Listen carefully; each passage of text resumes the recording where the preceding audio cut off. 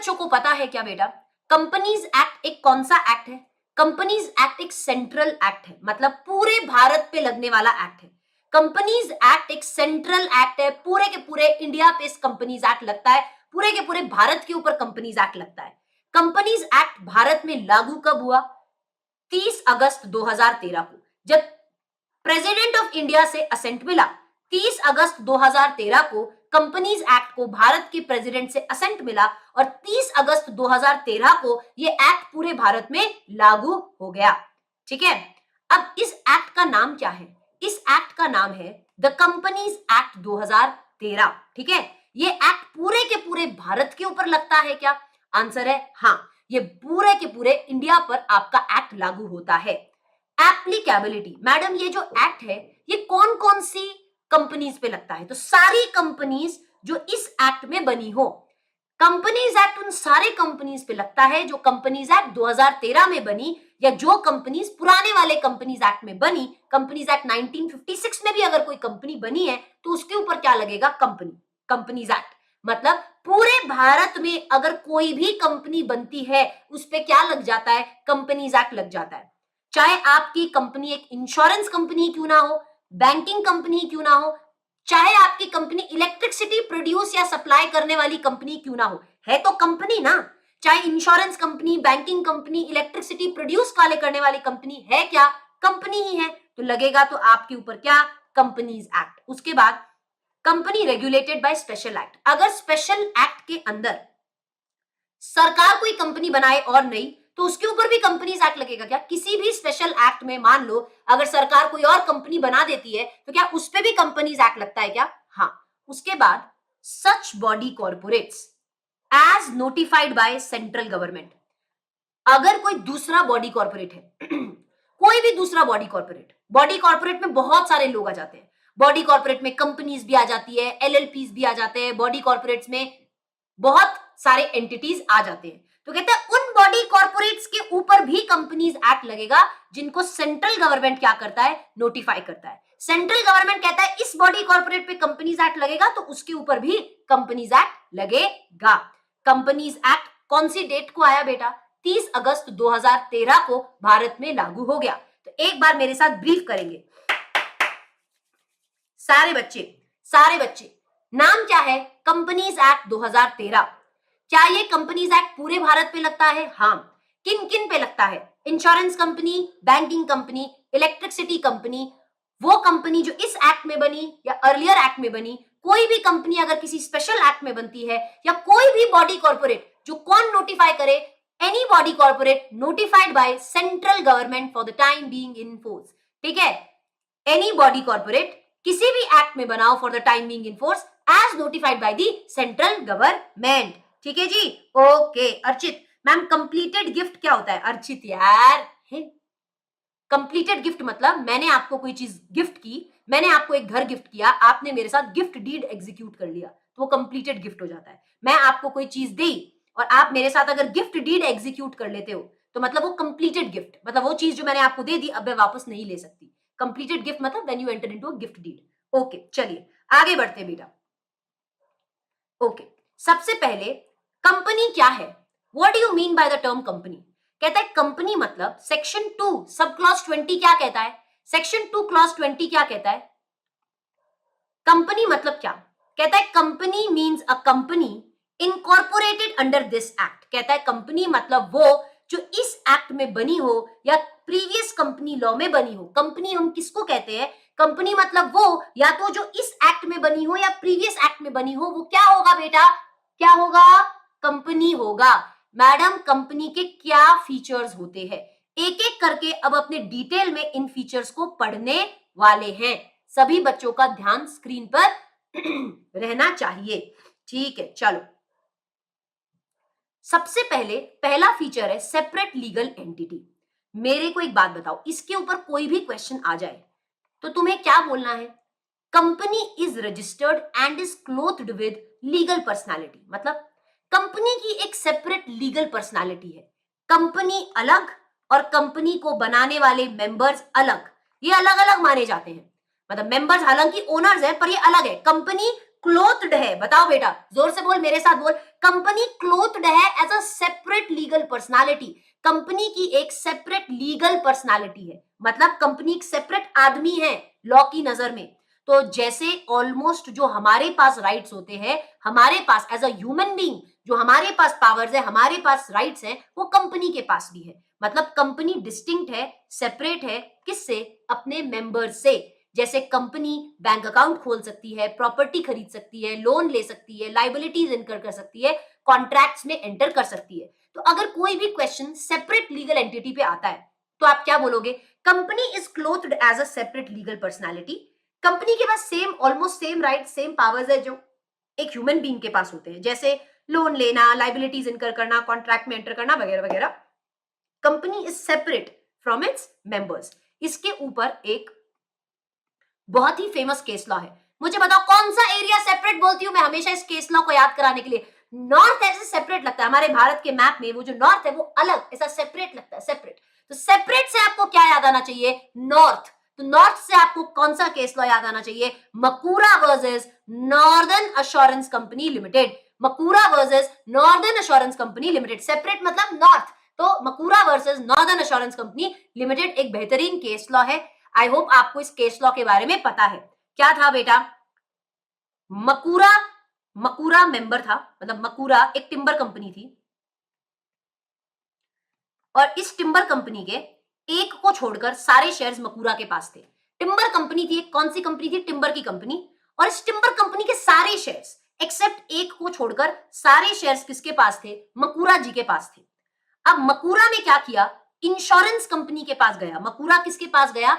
Insurance company के पास गया, और टिम्बर कंपनी के पास जितना भी टिम्बर था उसका इंश्योरेंस मकूरा ने अपने नाम पे करवा लिया।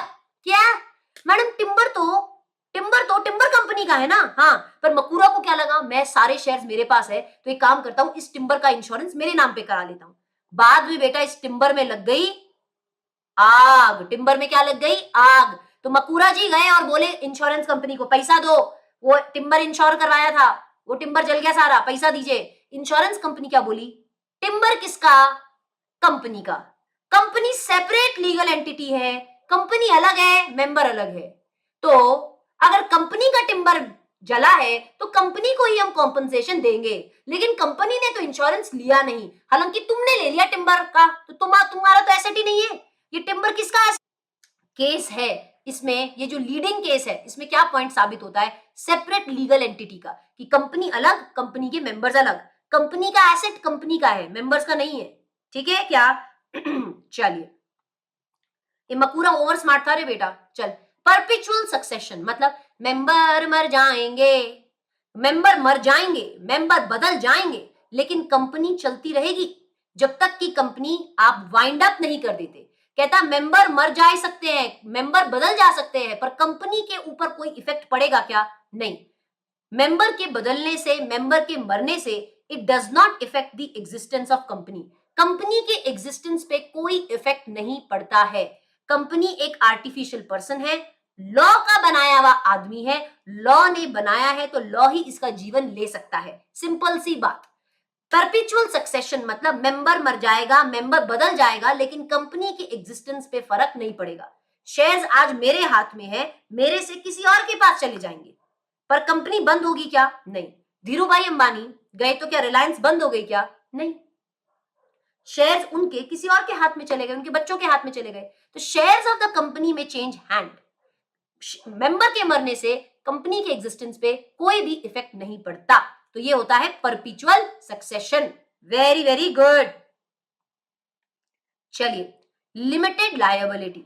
मुझे बताओ मेंबर्स की लायबिलिटी क्या लिमिटेड होती है क्या? कंपनी के केस में मेंबर्स की लायबिलिटी क्या है? लिमिटेड। ये आपने पढ़ा हुआ है। हो सकता है कंपनी लिमिटेड बाय शेयर्स हो सकता है कंपनी लिमिटेड बाय गारंटी हो सकता है अनलिमिटेड कंपनी हो। कंपनी अगर लिमिटेड बाय शेयर्स है तो मेंबर्स की लायबिलिटी कितनी होगी? मतलब कंपनी के जो मेंबर्स होते हैं उनकी लायबिलिटी लिमिटेड है। मतलब ऐसा नहीं है कंपनी के जितने भी लॉसेस हो जाए मेंबर चुकाते बैठेंगे, नहीं। मेंबर्स की लायबिलिटी लिमिटेड है। अगर कंपनी लिमिटेड बाय शेयर्स है तो मेंबर की लायबिलिटी कितनी है? Unpaid amount on shares. जितना भी उन्होंने शेयर्स ले रखा है, जितना भी अनपेड अमाउंट है शेयर्स पे, उतनी उनकी लायबिलिटी है। अगर कंपनी लिमिटेड बाय गारंटी है, मतलब मेंबर्स की लायबिलिटी कितनी है, जितना अमाउंट उन्होंने क्या किया था, गारंटी किया था, जितना अमाउंट उन्होंने क्या किया था, गारंटी किया। Members are liable to the extent of the amount guaranteed by them. जितना अमाउंट आपने गारंटी किया था कंपनी के बनने के समय, उतना ही पैसा के लिए आप लायबल हो। जब कंपनी का लिक्विडेशन होगा, कंपनी लिक्विडेशन में जाएगी, तो आपकी लायबिलिटी एज अ मेंबर कितनी होगी, उतना अमाउंट देने की होगी जितना आपने गारंटी दी थी eight the time of incorporation of the company. अच्छा, अनलिमिटेड कंपनी मतलब मेंबर्स की लायबिलिटी अनलिमिटेड, कोई रोक ही नहीं है मेंबर्स की लायबिलिटी पे, जितनी कंपनी की लायबिलिटी उतनी ही मेंबर की लायबिलिटी। ठीक है एवरीबॉडी, तो लिमिटेड लायबिलिटी होती है, सबको समझा। मेंबर की लायबिलिटी क्या होती है बेटा, लिमिटेड। वेरी वेरी गुड, तो यहां पे आ जा नेक्स्ट पॉइंट पे, आर्टिफिशियल लीगल पर्सन। क्या आप इस बात को ऑलरेडी पढ़कर आए हो क्या? Company is clothed as a separate legal personality, ऊपर पढ़ा था क्या? Company is clothed as a separate legal personality. Company is distinct from its member, company और मेंबर अलग अलग है। कंपनी एक आर्टिफिशियल पर्सन है, आपने पढ़ा था क्या? कंपनी के पास almost it is clothed as a separate individual, separate legal personality होती है। कंपनी एक आर्टिफिशियल पर्सन है, मतलब कंपनी का नेचुरल बर्थ तो नहीं हुआ, हम सबका नेचुरल बर्थ हुआ है, कंपनी का कोई नेचुरल बर्थ नहीं हुआ। कंपनी एक आर्टिफिशियल पर्सन है, क्रिएटेड बाय लॉ, लॉ का बनाया हुआ आदमी है। जैसे कंपनी के पास वो सारे राइट्स है, ऑलमोस्ट सारे पावर्स है जो एक ह्यूमन बीइंग के पास होते हैं, जैसे प्रॉपर्टी खरीदना, बैंक अकाउंट खोलना, लोन लेना, लाइबिलिटी इन करना, कॉन्ट्रैक्ट में एंटर करना। कंपनी एक आर्टिफिशियल पर्सन है, तो कंपनी को चलाने के लिए it acts only through human agency. Directors चाहिए क्या कंपनी को चलाने के लिए? अपने आप तो आर्टिफिशियल है, कैसे चलेगी ना। कंपनी को चलाने के लिए ह्यूमन एजेंसी मतलब डायरेक्टर्स की जरूरत है। सारे बच्चे अब यहां पर आ जाओगे, अब आप लोग मुझे इस बात का पुष्टिकरण यहां पे करेंगे सारे बच्चे कि तुम लोग कितना समझे। कंपनी के सारे फीचर्स आप मुझे बताओ। कंपनी अगर मान लो सेपरेट लीगल एंटिटी पे कोई क्वेश्चन आता है, तो तुम्हारे दिमाग में सबसे पहले केस लॉ क्या टपकना चाहिए, बता दे बेटा। Macaura versus Northern Assurance Company Limited. फिर उसके कंटेंट में तुम क्या बोलोगे? सेपरेट लीगल एंटिटी मतलब company is separate from members, company members से सेपरेट है। पहली लाइन सेपरेट से याद आ जानी चाहिए, कंपनी अपने मेंबर से सेपरेट है। सेपरेट मतलब कंपनी ने कपड़े पहने हैं, company is clothed as a separate legal personality. अब सेपरेट लीगल पर्सनालिटी है तो इसके पास वो सारे राइट्स है, सारे पावर्स होते हैं जो ऑलमोस्ट किसके पास होते हैं, एक ह्यूमन बीइंग के पास होते हैं, जैसे बैंक अकाउंट खोलना, लोन लेना, कॉन्ट्रैक्ट्स वगैरह में एंटर करना। तो ये हो गई बात यहाँ की। परपिचुअल मतलब मेंबर मर जाएंगे, मेंबर चेंज हो जाएंगे, पर कंपनी के एग्जिस्टेंस पे फर्क नहीं पड़ेगा। शेयर्स मेरे से किसी और के पास चले जाएंगे, पर कंपनी के एग्जिस्टेंस पे फर्क नहीं पड़ेगा।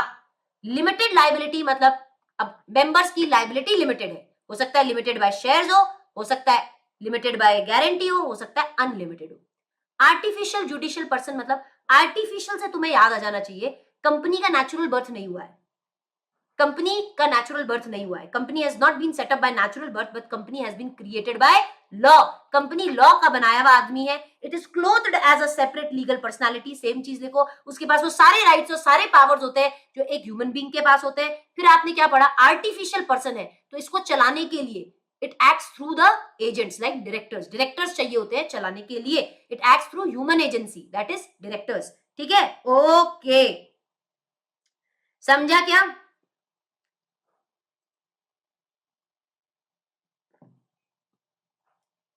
नहीं बेटा दर्श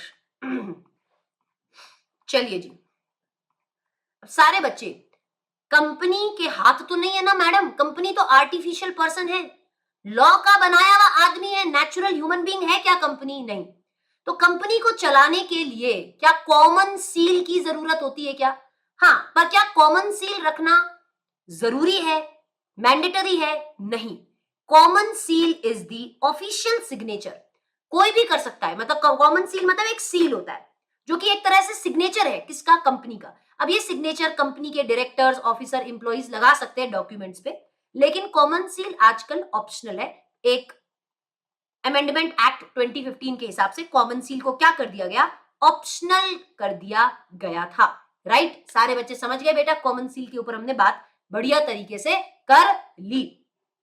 कॉमन सील एक तरह से सिग्नेचर, ऑफिशियल सिग्नेचर है. It can be attested by, it can be fixed by officers और it can be fixed by the employees on the documents of the company.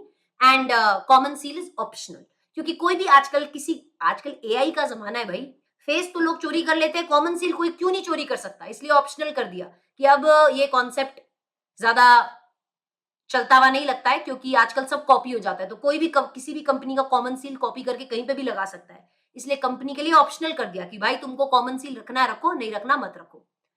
Unlimited company, सारे मुझे बताएंगे. Unlimited company, unlimited मतलब no limits, members की liability पे कोई limits नहीं है. मतलब लाइबिलिटी कितनी होगी मेंबर्स की, कंपनी के जितने डेट्स है, कंपनी की जितनी लाइबिलिटीज है, उतनी ही मेंबर्स की भी लाइबिलिटी होगी. Liability is not limited till the time company is not wound up. मतलब ऐसे मैं रास्ते से जा रही थी, भेलपूरी खा रही थी, मैं अनलिमिटेड कंपनी की मेंबर हूं, कोई आदमी आके मेरे को क्या बोलता है, ए तू अनलिमिटेड कंपनी की मेंबर है ना दीपिका, मैंने कहा हाँ, पैसा निकाल मेरा, तुम्हारी कंपनी मेरा पैसा नहीं दे रही, पैसा निकाल. मैं बोलूंगी मेरी लाइबिलिटी अभी नहीं है. मेरी लाइबिलिटी कब अराइज होगी, जब कंपनी वाइंडिंग अप में जाएगी.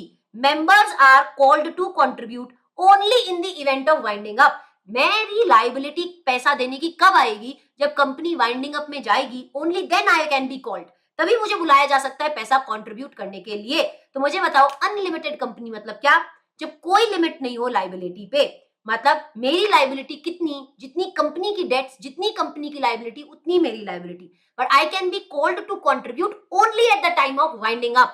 ठीक है, और अगर मैं मेंबरशिप छोड़ देती हूँ, if I cease to be the member, तो मेरी लाइबिलिटी खत्म. अगर मैंने मान लो अनलिमिटेड कंपनी कि अब मैं मेंबर नहीं रही, I cease to be the member, तो मेरी लाइबिलिटी खत्म, है ना. चलिए, ऑल राइट, ओके बेटा, ओके बेटा, कोई बात नहीं श्वेता, डोंट वरी बेटा, बुरा मत मानना, कोई बात नहीं बेटा श्वेता, डोंट यू वरी बेटा, इट्स ओके. आ जाओ. On the basis of member, मेरे को बताओ मेंबरशिप के बेसिस पर कंपनी कितनी तरह की हो गई. एक हो गई पब्लिक कंपनी. पब्लिक कंपनी में कितने लोग चाहिए होते हैं कंपनी को बनाने के लिए, एक पब्लिक कंपनी को बनाने के लिए मिनिमम कितने लोग चाहिए बेटा, 7. एक प्राइवेट कंपनी को बनाने के लिए मिनिमम कितने लोग चाहिए बेटा, 2. एक 1 पर्सन कंपनी को बनाने के लिए कितने लोग चाहिए होते हैं, 1. 1 पर्सन कंपनी में एक मेंबर होता है और एक नॉमिनी होता है, बस. 1 पर्सन कंपनी में एक नॉमिनी जरूर होता है, एक मेंबर और एक नॉमिनी. प्राइवेट कंपनी के लिए 2 और पब्लिक कंपनी को बनाने के लिए 7 लोग चाहिए, है ना. चलिए, वेरी वेरी गुड. तो सबसे पहले हम किसका कॉन्सेप्ट पढ़ेंगे, सबसे पहले हम पढ़ेंगे 1 पर्सन कंपनी का कॉन्सेप्ट. 1 पर्सन कंपनी में कितने मेंबर होते हैं, 1 मेंबर होते हैं. चलिए, क्वालिफिकेशन ऑफ मेंबर कहता है अगर आप मेंबर बनना चाहते हो या आप नॉमिनी बनना चाहते हो, किसके, 1 पर्सन कंपनी के, तो सबसे पहले तो एक आप नेचुरल पर्सन होनी चाहिए, आंख से देखने वाले, हाथ से लिखने वाले, आप एक नेचुरल पर्सन होने चाहिए. 1 पर्सन कंपनी को कौन बना सकता है, कौन मेंबर हो सकता है 1 पर्सन कंपनी का, कौन नॉमिनी हो सकता है 1 पर्सन कंपनी का, बेटा जो एक नेचुरल पर्सन हो. आप इंडियन सिटीजन होने जरूरी हो, भारत के सिटीजन होने चाहिए. तुम भारत में रहते हो या भारत में रहते नहीं हो, फर्क नहीं पड़ता. मैं इंडियन सिटीजन हूं पर मैं यूके रहती हूं, क्या मैं 1 पर्सन कंपनी बना सकती हूं, आंसर है हाँ. क्या मैं 1 पर्सन कंपनी की मेंबर या नॉमिनी बन सकती हूं, आंसर है हाँ. मेरा क्या होना जरूरी है, इंडियन सिटीजन होना जरूरी है. मैं भारत में रहूं, चाहे मैं रेसिडेंट हूं चाहे मैं रेसिडेंट ना हूं, फर्क ही नहीं पड़ता, देखने की जरूरत ही नहीं है, क्योंकि सिर्फ सिटीजनशिप से मतलब है. आप माइनर नहीं होने चाहिए. 1 पर्सन कंपनी का मेंबर या नॉमिनी माइनर कतई नहीं होना चाहिए. सॉरी टू से आप माइनर नहीं हो सकते हो, ठीक है. चलिए आगे बढ़ते हैं सारे बच्चे. Other features of a 1 person company कहता है देखो, 1 person company cannot be converted into section 8 company. 1 person company में कितने मेंबर है बेटा, 1 मेंबर है क्या, मुझे बता दे. 1 पर्सन कंपनी में एक ही मेंबर है क्या, एक मेंबर. तेरे को चैरिटी करना है तो ऐसे ही कर लेना, उसके लिए तेरे को अलग से सेक्शन 8 कंपनी में कन्वर्ट होने की क्या जरूरत है, नहीं. 1 पर्सन कंपनी सेक्शन 8 कंपनी में कन्वर्ट नहीं हो सकते. अगर तुम्हें चैरिटी करनी है 1 पर्सन तो ऐसे ही कर दे, उसके लिए तुझे अपनी 1 पर्सन कंपनी को कन्वर्ट करने की क्या जरूरत है. You cannot be converted into section 8 company. हाँ, अगर आप बड़ा बिजनेस करना चाहते हो, आप अपने बिजनेस को एक्सपैंड करना चाहते हो, और अगर आप आगे जाके 1% कंपनी को प्राइवेट या पब्लिक कंपनी में कन्वर्ट करना चाहते हो तो कर सकते हो। प्राइवेट और पब्लिक कंपनी में तो फ्रीली कन्वर्ट कर सकते हो, बट आप सेक्शन 8 में कन्वर्ट नहीं कर सकते। और कहता है 1% कंपनी आप ये नॉन बैंकिंग इन्वेस्टमेंट एक्टिविटीज नहीं कर सकते, मतलब लोन वगैरह देने का, एडवांस वगैरह देने का जो काम होता है, नॉन बैंकिंग इन्वेस्टमेंट एक्टिविटीज आप नहीं कर सकते, ना ही आप दूसरे बॉडी कॉर्पोरेट के सिक्योरिटीज में इन्वेस्ट कर सकते।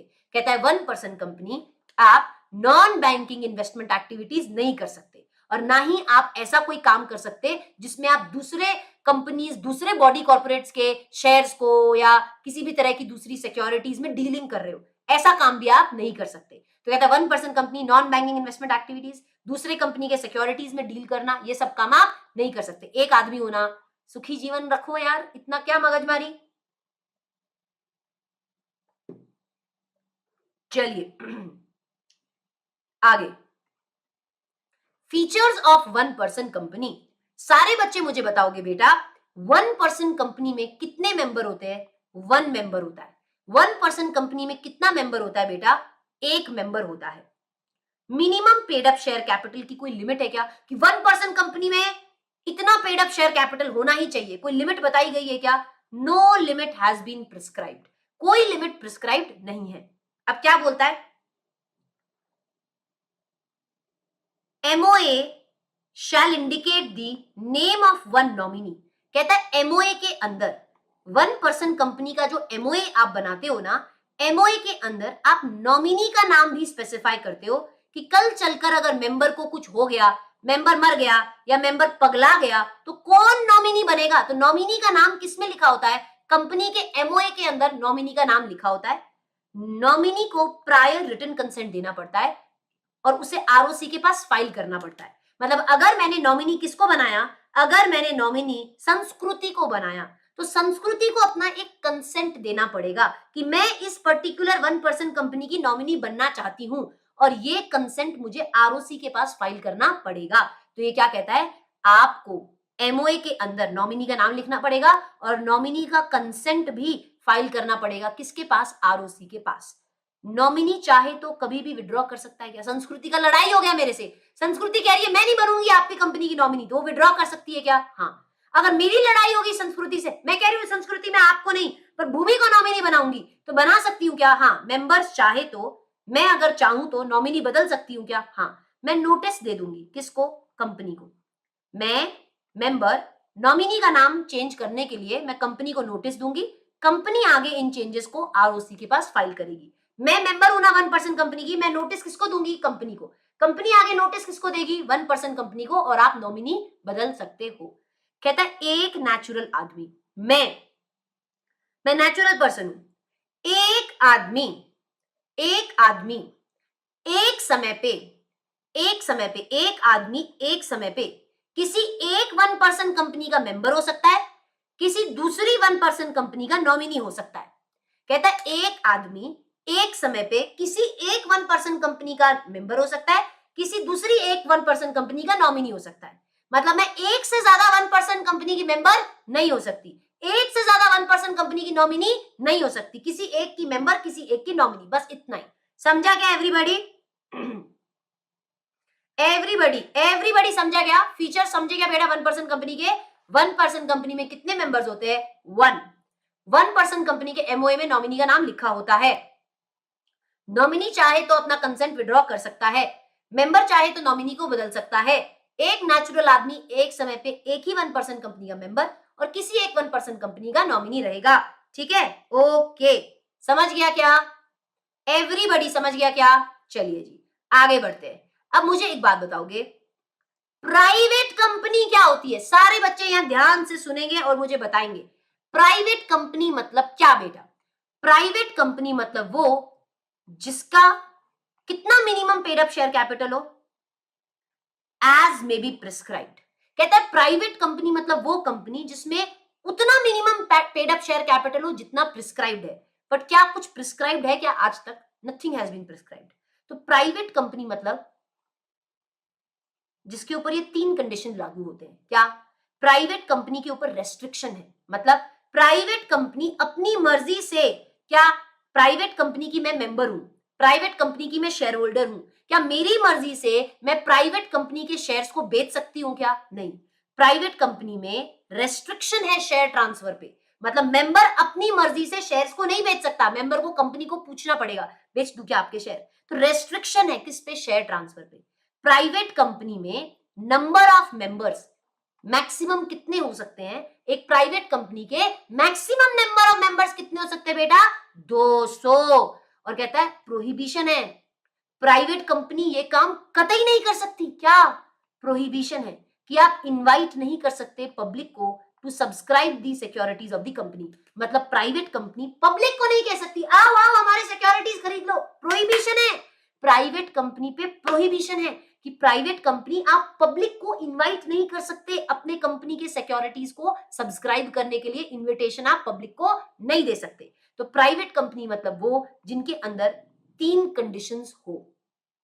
अब यहां पे बोला है ये जो 200 की लिमिट होती है ना, इस 200 की लिमिट में इंप्लॉई काउंट नहीं होते और इस 200 की लिमिट में एक्स इंप्लॉई भी काउंट नहीं होते। और जॉइंट शेयर होल्डर ए और बी ने अगर मिलकर शेयर खरीदा है तो वो क्या माने जाएंगे? 1 माने जाएंगे। जॉइंट शेयर होल्डर क्या माने जाते हैं? अगर जॉइंटली आप कंपनी के शेयर होल्ड करते हो तो आप 2 अलग अलग आदमी नहीं माने जाओगे। 200 की काउंटिंग के लिए जॉइंट शेयर होल्डर्स क्या माने जाएंगे? सिंगल मेंबर माने जाएंगे। और 200 की लिमिट में इंप्लॉय नहीं आता, एक्स इंप्लॉय भी नहीं आता। एवरीबॉडी समझा गया? अलीशा बेटा पढ़ाई पे ध्यान दे दो, है ना?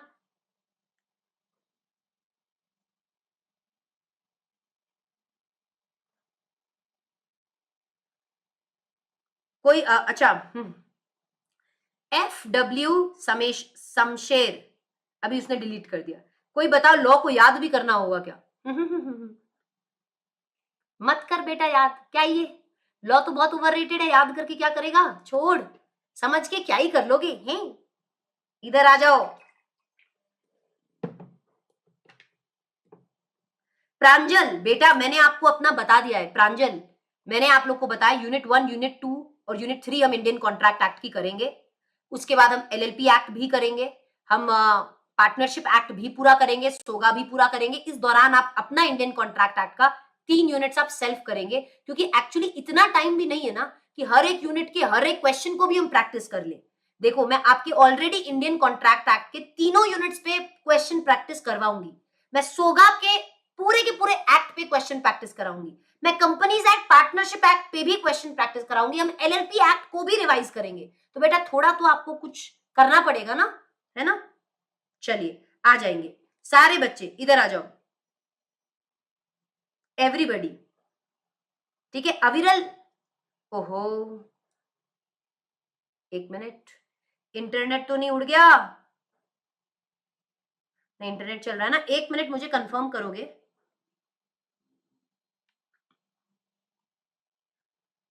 सभी बच्चे मुझे कंफर्म करेंगे मैं ऑडिबल हो गया? आई थिंक थोड़ा सा लाइट का इशू आया है।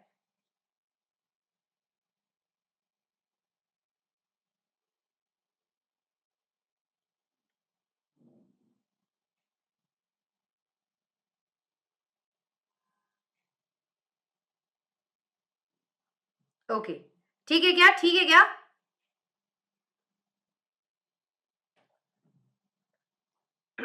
सारे बच्चे समझ गए हैं? 200 की लिमिट में कौन कौन काउंट नहीं होते? आपके कंपनी के इंप्लॉइज के पास शेयर है तो 200 की लिमिट में काउंट नहीं होते। अगर आप एक कंपनी के एक्स इंप्लॉय हो और आपके पास शेयर थे, अब आप छोड़कर चले गए, एक्स इंप्लॉय हो गए, तो भी आप 200 की लिमिट में काउंट नहीं होंगे। और ज्वाइंट शेयर होल्डर क्या माने जाएंगे? 1 माने जाएंगे। ठीक है चलिए जी, ओके। अब हम पढ़ते हैं स्मॉल कंपनी की डेफिनेशन को। स्मॉल कंपनी मतलब कौन सी कंपनी बेटा? जो पब्लिक कंपनी ना हो। सबसे पहले तो अविरल बेटा आप जा सकते हो, कोई बात नहीं। अविरल मेरा भी गला है ना बेटा, मैं मशीन तो हूं नहीं कि जिस भी स्पीड से मैं चला दूं 0.2x कर दूं, अपनी स्पीड को 2x कर दूं, 3x कर दूं। बेटा अविरल आई hope you understand I am also a human being, और मेरा भी गला है बेटा। तो जिस स्पीड से मैं बोल पाऊंगी उसी स्पीड से बोल पाऊंगी ना, मैं स्पीड को इंटू 2 तो नहीं कर सकती ना बेटा। I also have throat, I am not a machine ना। I hope you understand Aviral. If you don't get it बेटा you can see another lectures, it's okay. ठीक है ऑल राइट, ठीक है बेटा। चलिए, स्मॉल कंपनी मतलब क्या होता है बेटा? स्मॉल कंपनी मतलब कंपनी जो कि पब्लिक ना हो। सबसे पहली इंपॉर्टेंट बात तो स्मॉल कंपनी मतलब वो कंपनी जो कि एक पब्लिक कंपनी ना हो, और स्मॉल कंपनी मतलब वो जिसका paid up share capital, small company मतलब वो जिसका पेड अप शेयर कैपिटल कितने अमाउंट से एक्सीड ना करे, 50 लाख से एक्सीड ना करे, या फिर such higher amount as may be prescribed. क्या भारत सरकार ने हायर अमाउंट प्रिस्क्राइब कर दी क्या? हाँ, 4 करोड़ प्रिस्क्राइब कर दिया है। और टर्नओवर कितना होना चाहिए? कहता टर्नओवर 2 करोड़ होना चाहिए, या सच हायर अमाउंट एज में बी प्रिस्क्राइब्ड। क्या गवर्नमेंट ने कोई हायर अमाउंट प्रिस्क्राइब की गई है क्या? 40 करोड़ प्रिस्क्राइब की गई है। तो आपको क्या याद रखना है? आपको सिर्फ इतनी बात याद रखनी है कि स्मॉल कंपनी मतलब कौन सी कंपनी, स्मॉल कंपनी मतलब कौन सी कंपनी जिसका पेड अप शेयर कैपिटल किससे एक्सीड ना करे, 4 करोड़ से एक्सीड ना करे, और जिसका टर्नओवर किससे एक्सीड ना करे, 40 करोड़ से एक्सीड ना करे। एक स्मॉल कंपनी मतलब वो सबसे पहले which is not a public company. Small company मतलब वो जो कि पब्लिक ना हो, क्योंकि अगर आप पब्लिक कंपनी हो तो आप बहुत बड़े हो, आप स्मॉल नहीं हो। अगर आप एक पब्लिक कंपनी हो मतलब आप एक बड़े कंपनी हो, आप स्मॉल कंपनी नहीं हो। कहता स्मॉल कंपनी मतलब वो सबसे पहले जो पब्लिक ना हो, जिसका paid up share capital 4 crore से एक्सीड नहीं करता, और जिसका टर्नओवर 40 करोड़ के एक्सीड नहीं करता, वो हो गया स्मॉल कंपनी। ठीक है जी, ओके। यस, टर्नओवर सेल्स हो गए बेटा। यस पूर्णिमा, सेल्स। ओके बेटा।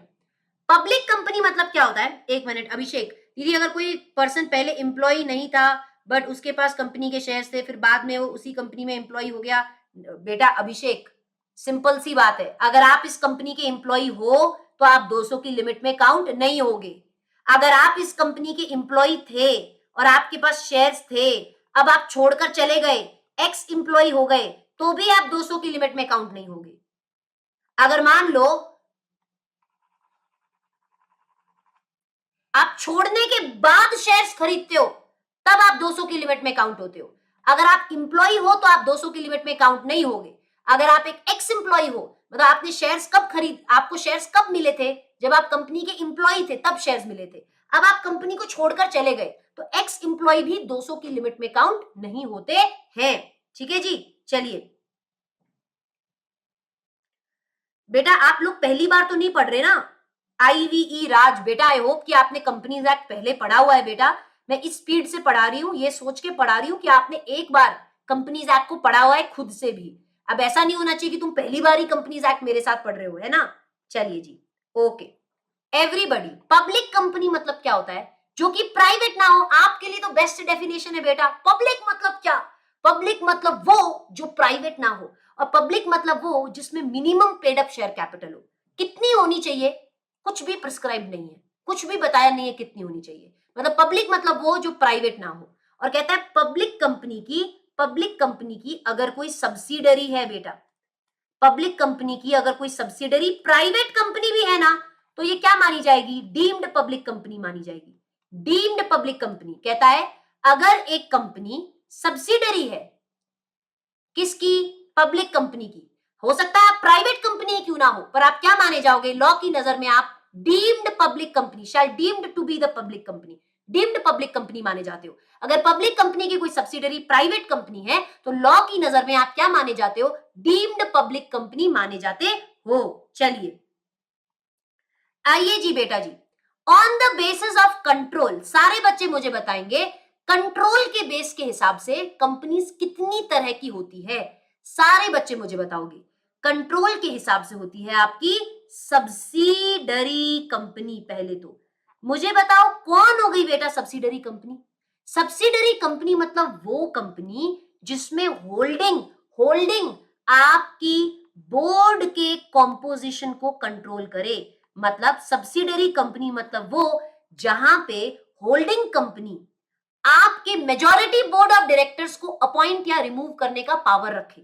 सारे बच्चे बचाओ मुझे, अगर एक कंपनी आपके बोर्ड ऑफ डायरेक्टर्स को, मेजॉरिटी बोर्ड ऑफ डायरेक्टर्स को अपॉइंट या रिमूव करने का पावर रखती है, तो मतलब वो कंपनी आपके बोर्ड के कॉम्पोजिशन को कंट्रोल कर रही है। तो वो हो गई होल्डिंग और आप हो गए सब्सिडरी।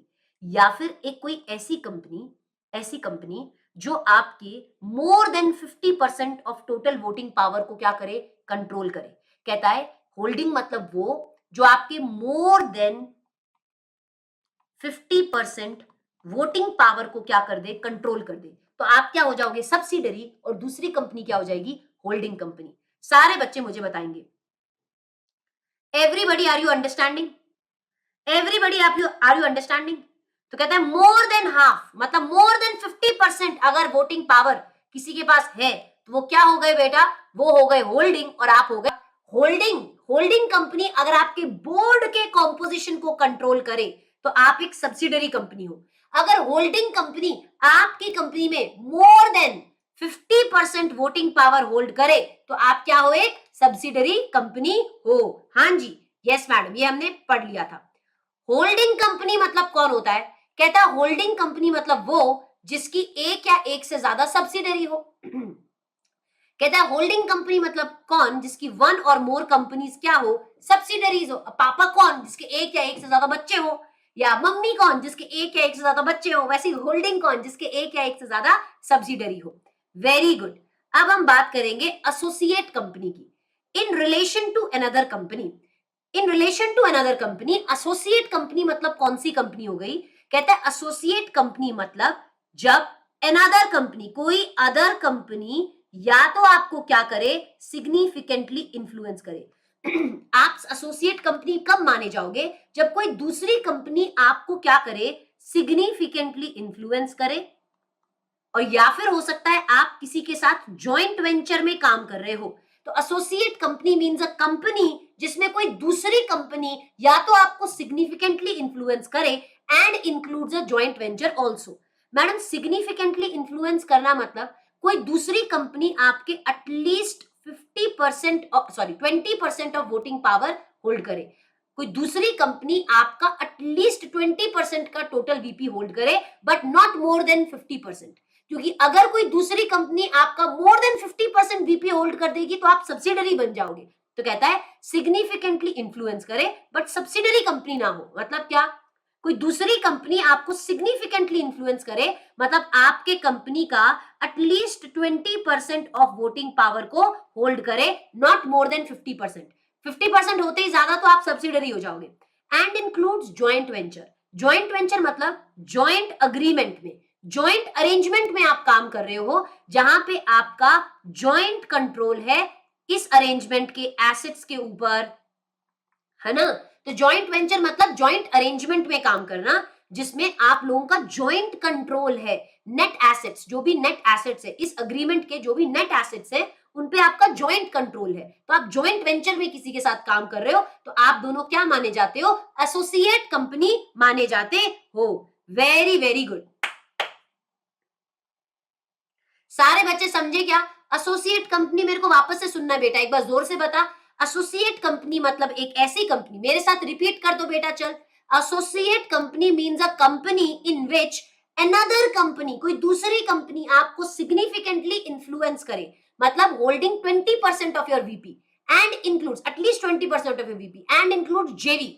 जेवी मतलब जॉइंट अरेंजमेंट में आप काम कर रहे हो जहां जॉइंट कंट्रोल है आपका नेट एसेट्स पे, जेवी के नेट एसेट्स पे आपका जॉइंट कंट्रोल है। तो आप क्या हो गए, एसोसिएट कंपनी हो गए हो। इसी के साथ मैं आप लोगों को यहाँ पे ना एक क्वेश्चन भी दिखाना चाहूंगी। लगे हाथ एक काम करते हैं, अपने क्वेश्चंस भी यहाँ पे ले लेते हैं। ओके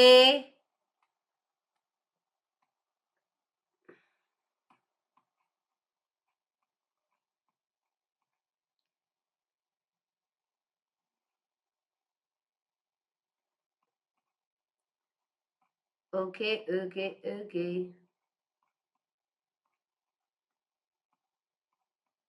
चलिए, ये आपके एसोसिएट कंपनी के ऊपर बेस्ड आरटीपी का सवाल है। सभी बच्चे यहां पे ना इस क्वेश्चन को देखेंगे।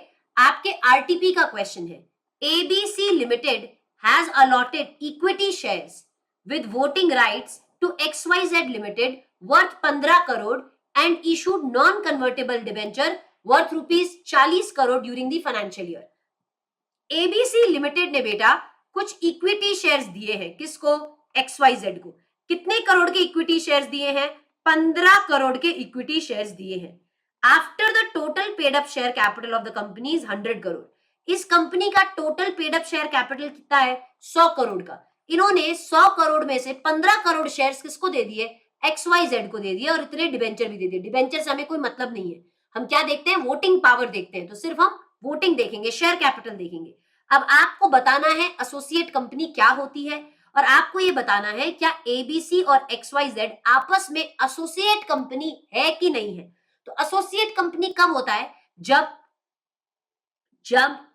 Associate company means a company in which, जिस कंपनी में कोई अनदर कंपनी आपका एटलीस्ट 20% VP होल्ड करे। तो 100 करोड़ में से आपके 15 करोड़ शेयर्स किसके पास है? XYZ। तो यहाँ पे तो सिर्फ 15% VP ही हुआ, तो क्या ये आपस में एसोसिएट कंपनी हुए क्या? नहीं, ऐसे केस में ये आपस में एसोसिएट कंपनी नहीं हुए हैं। चलिए ओके सारे बच्चे। प्रांजल बेटा या तो क्लास में शुरुआत से आओ बेटा, बीच से ज्वाइन मत करो, अच्छा नहीं आपके लिए, है ना। चलो, या क्लास खत्म होने के बाद देख लेना। Okay, on the basis of access to capital. मैंने आपके कल के प्रांजल, क्योंकि आपने कल वीडियो के नीचे कमेंट भी किया था जिसका भी मैंने आपको जवाब दिया था, या तो आप देखते नहीं हो बेटा या आप अलर्ट नहीं हो, ऐसा मेरा मानना है। On the basis of access to capital, मुझे बता दो बेटा कैपिटल के हिसाब से कंपनी कितनी तरह की हो गई? एक हो गई लिस्टेड कंपनी और एक हो गई अनलिस्टेड कंपनी। लिस्टेड मतलब कौन सी कंपनी हो गई? लिस्टेड कंपनी मतलब ऐसी कंपनी जिसके सिक्योरिटीज रिकॉग्नाइज्ड स्टॉक एक्सचेंज पे लिस्टेड हो। अगर आपके कंपनी के कोई security, it can B shares, it can B debentures, अगर आपके कंपनी के सिक्योरिटीज किसी रिकॉग्नाइज्ड स्टॉक एक्सचेंज के ऊपर लिस्टेड है तो आप हो गए लिस्टेड। जैसे रिलायंस हो गया, टाटा मोटर्स हो गया, टाटा पावर हो गया, इन्फोसिस हो गया, विप्रो हो गया, ये सारे क्या है? लिस्टेड कंपनी क्योंकि इनके सिक्योरिटीज लिस्टेड है किधर? रिकॉग्नाइज्ड स्टॉक एक्सचेंज पे। अनलिस्टेड कंपनी मतलब वो जो कि लिस्टेड ना हो। अब जो कंपनी लिस्टेड नहीं होगी, जिस कंपनी के सिक्योरिटीज स्टॉक एक्सचेंज पे लिस्टेड नहीं होंगे, वो कंपनी क्या मानी जाएगी? अनलिस्टेड कंपनी मानी जाएगी। Very good. चलिए सारे बच्चे समझे क्या? एवरीबडी। अदर कंपनीज, सारे बच्चे। गवर्नमेंट कंपनीज कौन सी कंपनीज होती है? कहता है गवर्नमेंट कंपनी मतलब ऐसी कंपनी जिसमें कम से कम at least 51% paid up share capital किसके पास हो? सेंट्रल या स्टेट या सेंट्रल स्टेट गवर्नमेंट के पास मिलाकर हो।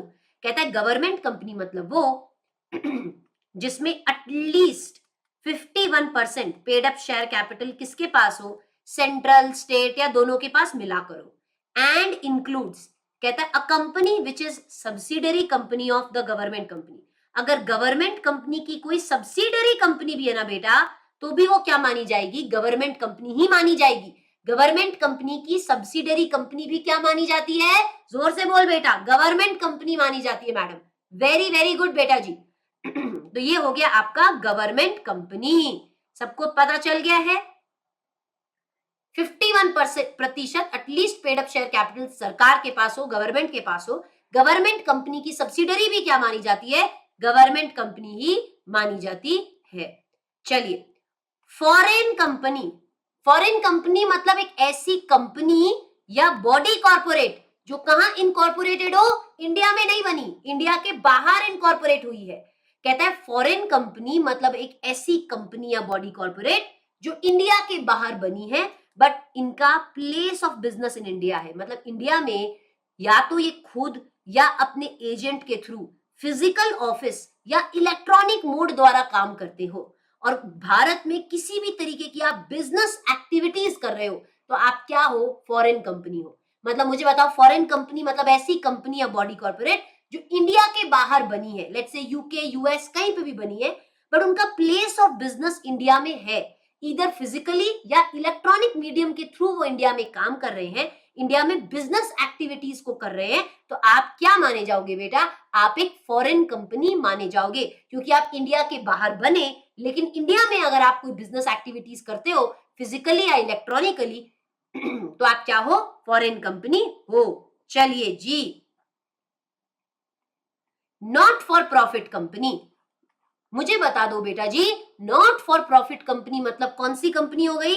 नॉट फॉर प्रॉफिट कंपनी मतलब वो कंपनी जिसका, देखो आपको अगर नॉट फॉर प्रॉफिट कंपनी बनानी है ना बेटा, सबसे पहले आपको ना सेंट्रल गवर्नमेंट का लाइसेंस, सेंट्रल गवर्नमेंट से आपको लाइसेंस लेना पड़ता है। सारे बच्चे ध्यान से सुनेंगे, अगर आप एक नॉट फॉर प्रॉफिट कंपनी बनाना चाहते हो तो आपको लाइसेंस लेना पड़ेगा। किससे? सेंट्रल गवर्नमेंट से आपको लाइसेंस लेना पड़ेगा। सेंट्रल गवर्नमेंट आपको लाइसेंस कब देगा? जब आप 3 कंडीशंस पूरी करते हो, 1, 2 एंड 3। ये 3 कंडीशंस अगर आप पूरी करोगे ना तो आपको लाइसेंस मिलेगा to operate as a section 8 company. ठीक है मैडम, क्या 3 कंडीशन? आपका ऑब्जेक्ट होना चाहिए to promote commerce, science, arts, sports, education, social welfare, research etcetera. आपका ऑब्जेक्टिव इन चीजों में होना चाहिए, इन चीजों को प्रमोट करने में होना चाहिए।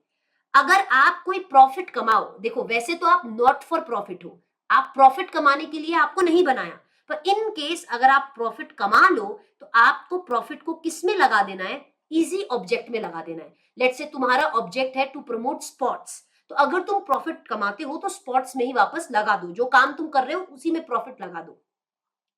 और आप डिविडेंड डिस्ट्रीब्यूट नहीं कर सकते, करेक्ट? डिविडेंड डिस्ट्रीब्यूशन प्रोहिबिटेड है। तो मुझे बताओ, सेक्शन 8 कंपनी को एस्टैब्लिश करने के लिए आपको लाइसेंस लेना पड़ता है। किससे? सीजी से। लाइसेंस आपको कब मिलेगा? जब आप 3 कंडीशंस को पूरी करो। आपका ऑब्जेक्ट होना चाहिए क्या चीज को लेके? To promote science, arts, commerce, education, welfare, social welfare का आपका ऑब्जेक्ट होना चाहिए। आप अगर कोई भी प्रॉफिट कमाओगे उसे आप अपने ऑब्जेक्ट में लगा दोगे। एंड डिविडेंड आप डिस्ट्रीब्यूट नहीं कर सकते, प्रोहिबिशन है डिविडेंड डिस्ट्रीब्यूशन पे। करेक्ट? ओके। देखो, any private public company requires license from central government to operate as a section 8 company. अगर आपको एक सेक्शन 8 कंपनी बनानी है तो लाइसेंस लेना पड़ेगा सीजी से। और सेक्शन 8 कंपनी के नाम के पीछे प्राइवेट, लिमिटेड, लिमिटेड ये सब वर्ड्स आप ऐड नहीं करते। आप सेक्शन 8 कंपनी हो ना तो नाम के पीछे आप प्राइवेट लिमिटेड, लिमिटेड ये सब वर्ड्स ऐड नहीं कर सकते हो। ये आप सबने पढ़ा था बेटा? हाँ जी। चलिए जी आगे बच्चों, आगे revocation of license by CG. CG ने आपको लाइसेंस दिया क्या बेटा? लाइसेंस आपसे छीना भी जा सकता है। लाइसेंस दे दिया तो क्या क्या तुमसे लाइसेंस छीना भी जा सकता है? आंसर है हाँ। लाइसेंस आपसे कब छीना जाएगा? जब तुम सेक्शन 8 के कंडीशंस को कॉन्ट्रवीन कर दो। मतलब तुमने हो सकता है डिविडेंड डिस्ट्रीब्यूट करना चालू कर दिया, तुमने प्रॉफिट अपने पर्पसेस के लिए इस्तेमाल करना चालू कर दिया, तो तुम्हारा लाइसेंस रिवोक हो सकता है। लाइसेंस के तुमने कंडीशंस कॉन्ट्रवीन कर दिए। जब सीजी ने तुम्हें लाइसेंस दिया था तो कुछ कंडीशंस लगाए थे तुम पे, तुमने उन कंडीशंस को कॉन्ट्रवीन कर दिया। या फिर आप अफेयर्स कैसे कर रहे हो कंपनी के? आप कंपनी के अफेयर्स को इस तरीके से कंडक्ट करते हो जो कि बिल्कुल फ्रॉड है, बिल्कुल पब्लिक पॉलिसी के अगेंस्ट है। मतलब सेक्शन 8 कंपनी, आपने तो सोशल वेलफेयर के लिए काम कर रहे हो ना। अगर आप इस तरीके से अफेयर करते हो कि जो फ्रॉड है, जो पब्लिक पॉलिसी के अगेंस्ट है, आपकी कंपनी के ऑब्जेक्टिव के अगेंस्ट आप काम करते हो, तो सेंट्रल गवर्नमेंट तुमसे लाइसेंस ले लेगा। If you are working fraudulently, affairs आपकी मिसमैनेज्ड है, पब्लिक पॉलिसी के अगेंस्ट, ऑब्जेक्टिव के अगेंस्ट काम करोगे तो क्या मतलब? तो लाइसेंस आपसे क्या कर लिया जाएगा? रिवोक कर लिया जाएगा।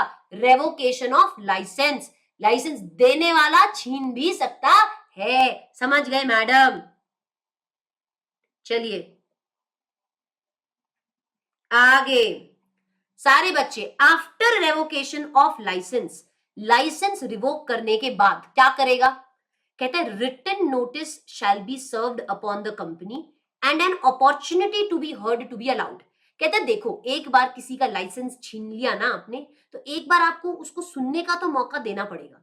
अपॉर्चुनिटी टू बी हर्ड, सामने वाले को एक बार सुनने का तो मौका देना पड़ेगा। लाइसेंस तो छीन ही लिया है, उसके बाद एक बार आपको सुनने का तो मौका देना पड़ेगा। सेंट्रल गवर्नमेंट आपके ऊपर और क्या ऑर्डर पास कर सकता है? सीजी को ठीक लगे तो सीजी आपको क्या कर देगा? अमेलगमेट कर देगा विद अनदर सेक्शन 8 कंपनी।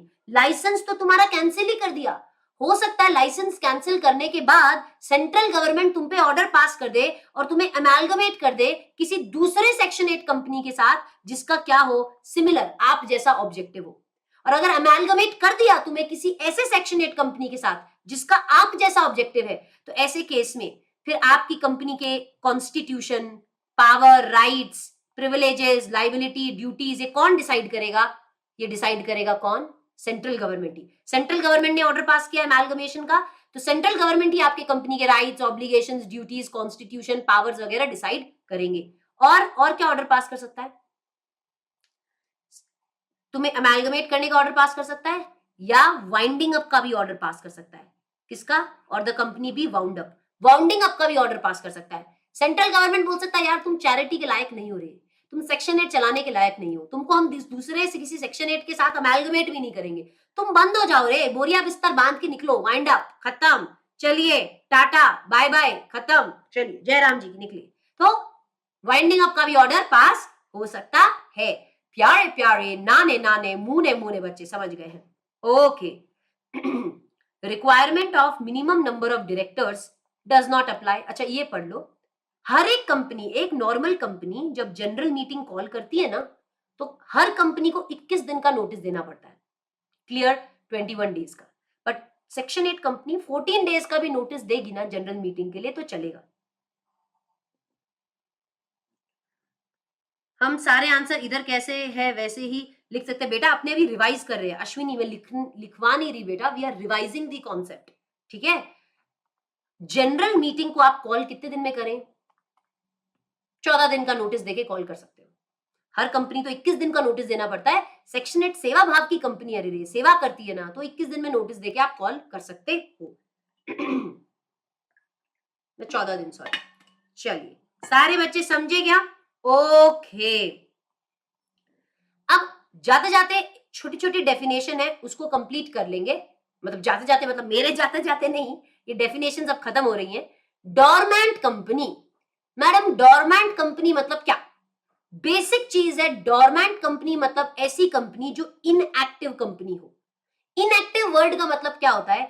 ऐसी कंपनी जो कोई बिजनेस या ऑपरेशंस नहीं कर रही, जिस कंपनी में कोई सिग्निफिकेंट अकाउंटिंग ट्रांजैक्शन नहीं है पिछले 2 सालों में, और पिछले 2 सालों में ना ही इस कंपनी ने एनुअल रिटर्न, फाइनेंशियल स्टेटमेंट्स को फाइल किया है। देखो हर कंपनी को हर साल एनुअल रिटर्न फाइल करना पड़ता है आरओसी के पास। मैडम एनुअल रिटर्न क्या होता है? बेटा आप कंपनी के अंदर की बातें बताते हो एनुअल रिटर्न में, कि कंपनी के कौन बोर्ड है, कंपनी के कौन शेयर होल्डर है, कंपनी क्या कामकाज करती है, कंपनी की सब्सिडरी कौन है, होल्डिंग कौन है, कंपनी के एम्प्लॉइज, कंपनी के डायरेक्टर्स वगैरह कौन है, कंपनी के ने कितने शेयर्स इशू कर रखे हैं। ये एक बेसिक बातें होती है जो हर कंपनी को एनुअल रिटर्न्स में लिखकर आरओसी को देनी पड़ती है। हर कंपनी को हर साल फाइनेंशियल स्टेटमेंट्स भी फाइल करना पड़ता है। तो आपकी कंपनी इनएक्टिव कब कहलाएगी? जब आप कोई सिग्निफिकेंट बिजनेस ट्रांजैक्शन नहीं किए हो पिछले 2 सालों में, ना ही आपने annual return financial statement file किए पिछले 2 सालों में, आप कोई बिजनेस या कोई ऑपरेशन नहीं कर रहे हो, तो आप क्या हो? इनएक्टिव हो। मतलब क्या हो? डोरमेंट कंपनी हो। सिग्निफिकेंट अकाउंटिंग ट्रांजैक्शंस में कौन से अकाउंटिंग ट्रांजैक्शन नहीं आते हैं? कहता है आप कोई सिग्निफिकेंट अकाउंटिंग ट्रांजैक्शन नहीं कर ले होने चाहिए पिछले 2 सालों में। तो सिग्निफिकेंट अकाउंटिंग ट्रांजैक्शन कौन से नहीं माने जाते? Payment of fees by company to ROC. अब कुछ कुछ डॉक्यूमेंट जो आप फाइल करते हो, थोड़ा बहुत फीस जो आप आरओसी को दे रहे हो, वो अकाउंटिंग ट्रांजैक्शन माना नहीं जाएगा, सिग्निफिकेंट अकाउंटिंग ट्रांजैक्शन माना नहीं जाएगा। अगर आप कुछ पैसा पे करते हो ऑफिस या रिकॉर्ड्स को मेंटेन करने के लिए, तो वो सिग्निफिकेंट अकाउंटिंग ट्रांजैक्शन नहीं है। पेमेंट आप करते हो to fulfil the requirement of the act, act को कंप्लाई करने के लिए कोई पेमेंट कर रहे हो, शेयर्स वगैरह अलॉट कर रहे हो, तो ये सिग्निफिकेंट अकाउंटिंग ट्रांजैक्शन नहीं है। करेक्ट? तो कहता है ये 4 accounting transaction significant accounting transaction नहीं माने जाते हैं। मतलब अगर आप कोई फीस दे रहे हो रजिस्ट्रार को, या आप कोई पेमेंट कर रहे हो ऑफिस के रिकॉर्ड्स वगैरह को मेंटेन करने के लिए, शेयर्स अलॉट कर रहे हो, या आप पेमेंट कर रहे हो to comply with the act, तो ये सिग्निफिकेंट अकाउंटिंग ट्रांजैक्शन नहीं है जी। समझे क्या जी? थैंक्स मंथन।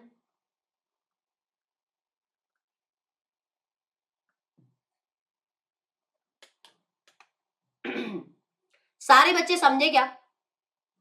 एवरीबडी, सिग्निफिकेंट अकाउंटिंग ट्रांजैक्शंस मतलब कौन से accounting transactions? Other than these 4, other than payment of fees by company to ROC. Fees देना आरओसी को सिग्निफिकेंट अकाउंटिंग ट्रांजैक्शन है? नहीं। कुछ पैसा देना एक्ट को कंप्लाई करने के लिए सिग्निफिकेंट अकाउंटिंग ट्रांजैक्शन है? नहीं। कुछ पैसा देना ऑफिस के रिकॉर्ड्स मेंटेन करने के लिए? नहीं। एंड लास्ट क्या है? शेयर्स अलॉट करना कोई सिग्निफिकेंट अकाउंटिंग ट्रांजैक्शन है? नहीं ना, समझा? ओके। आगे बढ़ते हैं। पीएफआई किसको बोलते हैं? Public financial institution. देखो हमारे देश में ना बहुत ज्यादा ऐसे कमर्शियल बैंक्स है नहीं, तो हमारे देश में पीएफआईज की जरूरत पड़ती है बहुत सारे कामों के लिए। हमारे इकोनॉमी, जो हमारी कंट्री की इकोनॉमी है, वो पीएफआई के ऊपर क्या है? निर्धारित है, पीएफआई के ऊपर बेस्ड है। तो पीएफआई मतलब क्या हो गए? Life Insurance Corporation of India, Infrastructure Development Finance Company Limited, IDFC, Unit Trust of India. PFI मतलब LIC, Infrastructure Development Finance Company Limited, Unit Trust of India. Institutions जो सेंट्रल गवर्नमेंट नोटिफाई करता है, institutions notified by central government, and such other institution जो central government notify करे in consultation with RBI. तो कहते हैं PFI में अभी लाइफ इंश्योरेंस कॉर्पोरेशन है, इंफ्रास्ट्रक्चर डेवलपमेंट फाइनेंस लिमिटेड है, यूनिट ट्रस्ट ऑफ इंडिया है, वो इंस्टीट्यूशन जो सेंट्रल गवर्नमेंट द्वारा नोटिफाइड है under section 4A sub clause 2 of the companies act. और अगर कोई और इंस्टीट्यूशन भी सेंट्रल गवर्नमेंट नोटिफाई कर दे इन कंसल्टेशन विद आरबीआई, तो उनको भी हम क्या मानेंगे? पीएफआई ही मानेंगे। ठीक है, चलिए जी। तो condition for an institution to be PFI, देखो बोला ना, institution notified by CG in consultation with RBI. ये कौन से इंस्टीट्यूशन होते हैं बेटा? कौन से इंस्टीट्यूशन होते हैं? जो सेंट्रल या स्टेट एक्ट में बने हो, या जिनका कम से कम 51% paid up share capital government के पास हो। ये कौन से इंस्टीट्यूशन गवर्नमेंट नोटिफाई करता है? ये जो इंस्टीट्यूशन की यहां बात चल रही है, कौन से इंस्टीट्यूशन सेंट्रल गवर्नमेंट नोटिफाई करता है? वो इंस्टीट्यूशन या तो जो सेंट्रल या स्टेट एक्ट्स में बने हो, या फिर वो इंस्टीट्यूशन जिसमें कम से कम 51% पेड अप शेयर कैपिटल किसके पास हो? गवर्नमेंट के पास हो। ठीक है जी।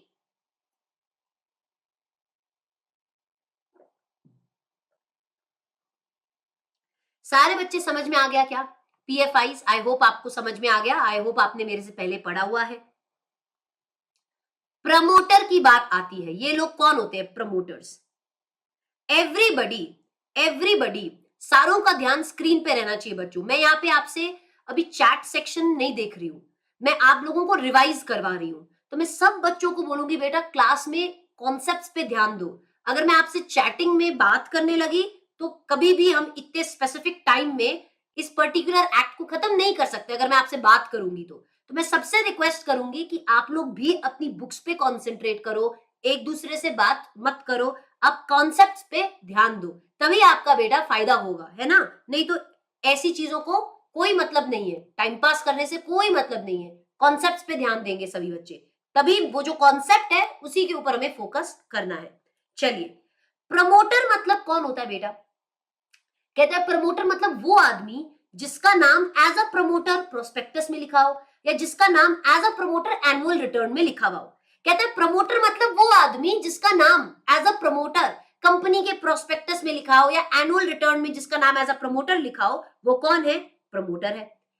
ऐसा आदमी जो कंट्रोल करे कंपनी के अफेयर्स को, डायरेक्टली या इनडायरेक्टली। प्रमोटर मतलब वो आदमी जो कंपनी के कामकाज को, कंपनी के अफेयर्स को कंट्रोल करता है, डायरेक्टली या इनडायरेक्टली। लेट्स से मैं आपको एक एग्जांपल देती हूं, यहां पे सारे बच्चे ध्यान देना। मेरी एक कंपनी है, हम दो पार्टनर्स है PQ, ठीक है? मेरे कंपनी प्राइवेट कंपनी है, उसमें हम पार्टनर बोल रही हूं, दो मेंबर्स हैं P एंड Q।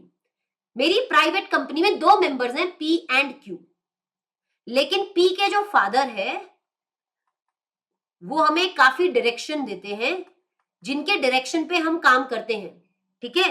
तो फादर क्या हुए? प्रमोटर, मतलब वो आदमी जो कंपनी के अफेयर्स को डायरेक्टली इनडायरेक्टली कंट्रोल करे। सी मतलब प्रमोटर, मतलब वो आदमी जिनके कहने पर बोर्ड ऑफ डायरेक्टर्स काम करे, कंपनी की बोर्ड काम करे, जिनके कहने पर बोर्ड काम करती है, वो हो गए प्रमोटर। तो मुझे बताओ प्रमोटर मतलब कौन? जिनका नाम एज अ प्रमोटर किसमें लिखा है? प्रोस्पेक्टस में। जिनका नाम एज अ प्रमोटर किसमें लिखा है? एनुअल रिटर्न में। जो कंपनी के कामकाज को डायरेक्टली इनडायरेक्टली कंट्रोल करे, जिनके कहने पे, जिनके इंस्ट्रक्शन पे बोर्ड काम करे, वो क्या हो गए बेटा? प्रमोटर। ठीक है, चलिए चलिए आगे बढ़ते हैं। Formation of a company. सभी बच्चों ने पिछली क्लास में क्या पढ़ा था बेटा? एक पब्लिक कंपनी को बनाने के लिए कितने लोग चाहिए? मिनिमम 7। प्राइवेट कंपनी के लिए मिनिमम 2। 1 पर्सन कंपनी के लिए एक मेंबर और एक नॉमिनी का होना जरूरी होता है। याद आ रहा है सबको? याद आ रहा है कि नहीं? हाँ जी मैडम, समझ आ रहा है। तो अब हम ये पढ़ेंगे कि क्या क्या डॉक्यूमेंट्स आप आरओसी के पास फाइल करते हो एक कंपनी को इनकॉर्पोरेट करने के लिए। हवा में तो कंपनी बनती नहीं ना बेटा, हवा में तो कंपनी इनकॉर्पोरेट होती नहीं। आपको कुछ डॉक्यूमेंट्स किसके पास फाइल करना पड़ता है? आरओसी के पास। तो आरओसी के पास आप क्या क्या डॉक्यूमेंट्स फाइल करते हो? सबसे पहले तो आरओसी के पास आप एमओए एओए साइंड, आपके सारे सब्सक्राइबर्स द्वारा साइंड। सब्सक्राइबर्स कौन हो गए मैडम? बेटा प्राइवेट कंपनी को बनाने के लिए कितने लोग चाहिए? मिनिमम 2। पब्लिक कंपनी को बनाने के लिए कितने लोग चाहिए? 7। तो ये क्या हो गए? सब्सक्राइबर्स हो गए, जिनका नाम एमओए एओए में आ रहा है, जो इनिशियल कंपनी के फर्स्ट जो आपके मेंबर्स हैं, जिन्होंने कंपनी के शेयर्स लिए हैं, जिन्होंने initially let's say private company में, प्राइवेट कंपनी को बनाने के लिए कितने लोग चाहिए होते हैं? मिनिमम 2। तो ये 2 लोग हैं जिन्होंने कंपनी के इनिशियल शेयर्स लिए हैं, तो वो हो गए सब्सक्राइबर्स। तो कहता है देखो, एमओए एओए के ऊपर साइन होना चाहिए सब्सक्राइबर्स का, और ये डॉक्यूमेंट्स आप आरओसी के पास सबमिट करते हो, एमओए एओए। डेक्लेरेशन होना चाहिए। क्या? एक डेक्लेरेशन आपको फाइल करना पड़ेगा। कंपनी के डायरेक्टर मैनेजर, या तो डायरेक्टर या कंपनी का मैनेजर, या वो लोग जो कंपनी को फॉर्म करने में आपकी मदद कर रहे हैं, जैसे advocate, CA, CS, cost accountant, कोई भी प्रोफेशनल जिसकी आप मदद ले रहे हो कंपनी को बनाने में, तो उनका भी डिक्लेरेशन आएगा। किस चीज को लेकर? कि जो कंपनी को बनाया जा रहा है वो बिल्कुल एक्ट्स एंड रूल्स के हिसाब से बनाया जा रहा है। जैसा कंपनी एक्ट बोलता है, जैसा रूल्स बोलते हैं, उस हिसाब से आप कंपनी को बना रहे हैं, ये डिक्लेरेशन आएगा। डिक्लेरेशन और किससे आएगा? एमओए के जो सब्सक्राइबर्स हैं और जो आपकी कंपनी के पहले पहले डायरेक्टर्स हैं, कंपनी के पहले डायरेक्टर्स और सब्सक्राइबर्स का भी डिक्लेरेशन आएगा। क्या? कि उन्होंने कोई भी ऑफेंस नहीं किया है in connection with formation of company. Company को बनाने को लेकर उन्होंने किसी भी तरीके का कोई पहले ऑफेंस नहीं किया। उन लोगों ने कभी भी ब्रीच नहीं किया है कंपनीज एक्ट का पिछले 5 सालों में। पिछले 5 सालों में उन्होंने कहीं पे भी कंपनीज एक्ट का ब्रीच नहीं किया है। And all document and information, जो डॉक्यूमेंट्स हम यहाँ फाइल कर रहे हैं वो डॉक्यूमेंट्स बिल्कुल ट्रू एंड करेक्ट है, ऐसा डिक्लेरेशन आएगा। किसकी तरफ से? फर्स्ट डायरेक्टर्स एंड आपके सब्सक्राइबर्स की तरफ से। एड्रेस दोगे आप रजिस्टर्ड ऑफिस का, कहां आप अपना रजिस्टर्ड ऑफिस डालोगे?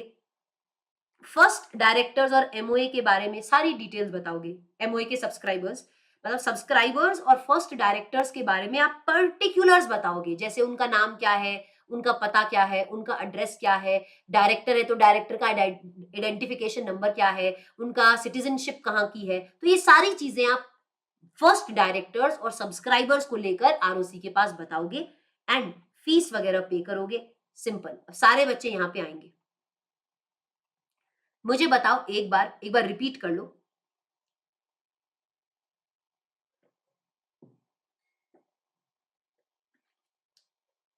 सभी बच्चे मैडम मेरे साथ रिपीट करेंगे। पहला पॉइंट क्या था बेटा? आपको आरओसी के पास क्या क्या डॉक्यूमेंट्स फाइल करने हैं? सारे बच्चे बोल बेटा, बोल बोल बोल के बोल। MOA AOA signed by all the subscribers, सारे सब्सक्राइबर्स का साइन होना चाहिए। डिक्लेरेशन लगेगा कि किस चीज का डिक्लेरेशन? कि आप एक्ट और रूल को कंप्लाई कर रहे हो, इसका डिक्लेरेशन लगेगा। किन लोगों का डिक्लेरेशन लगेगा?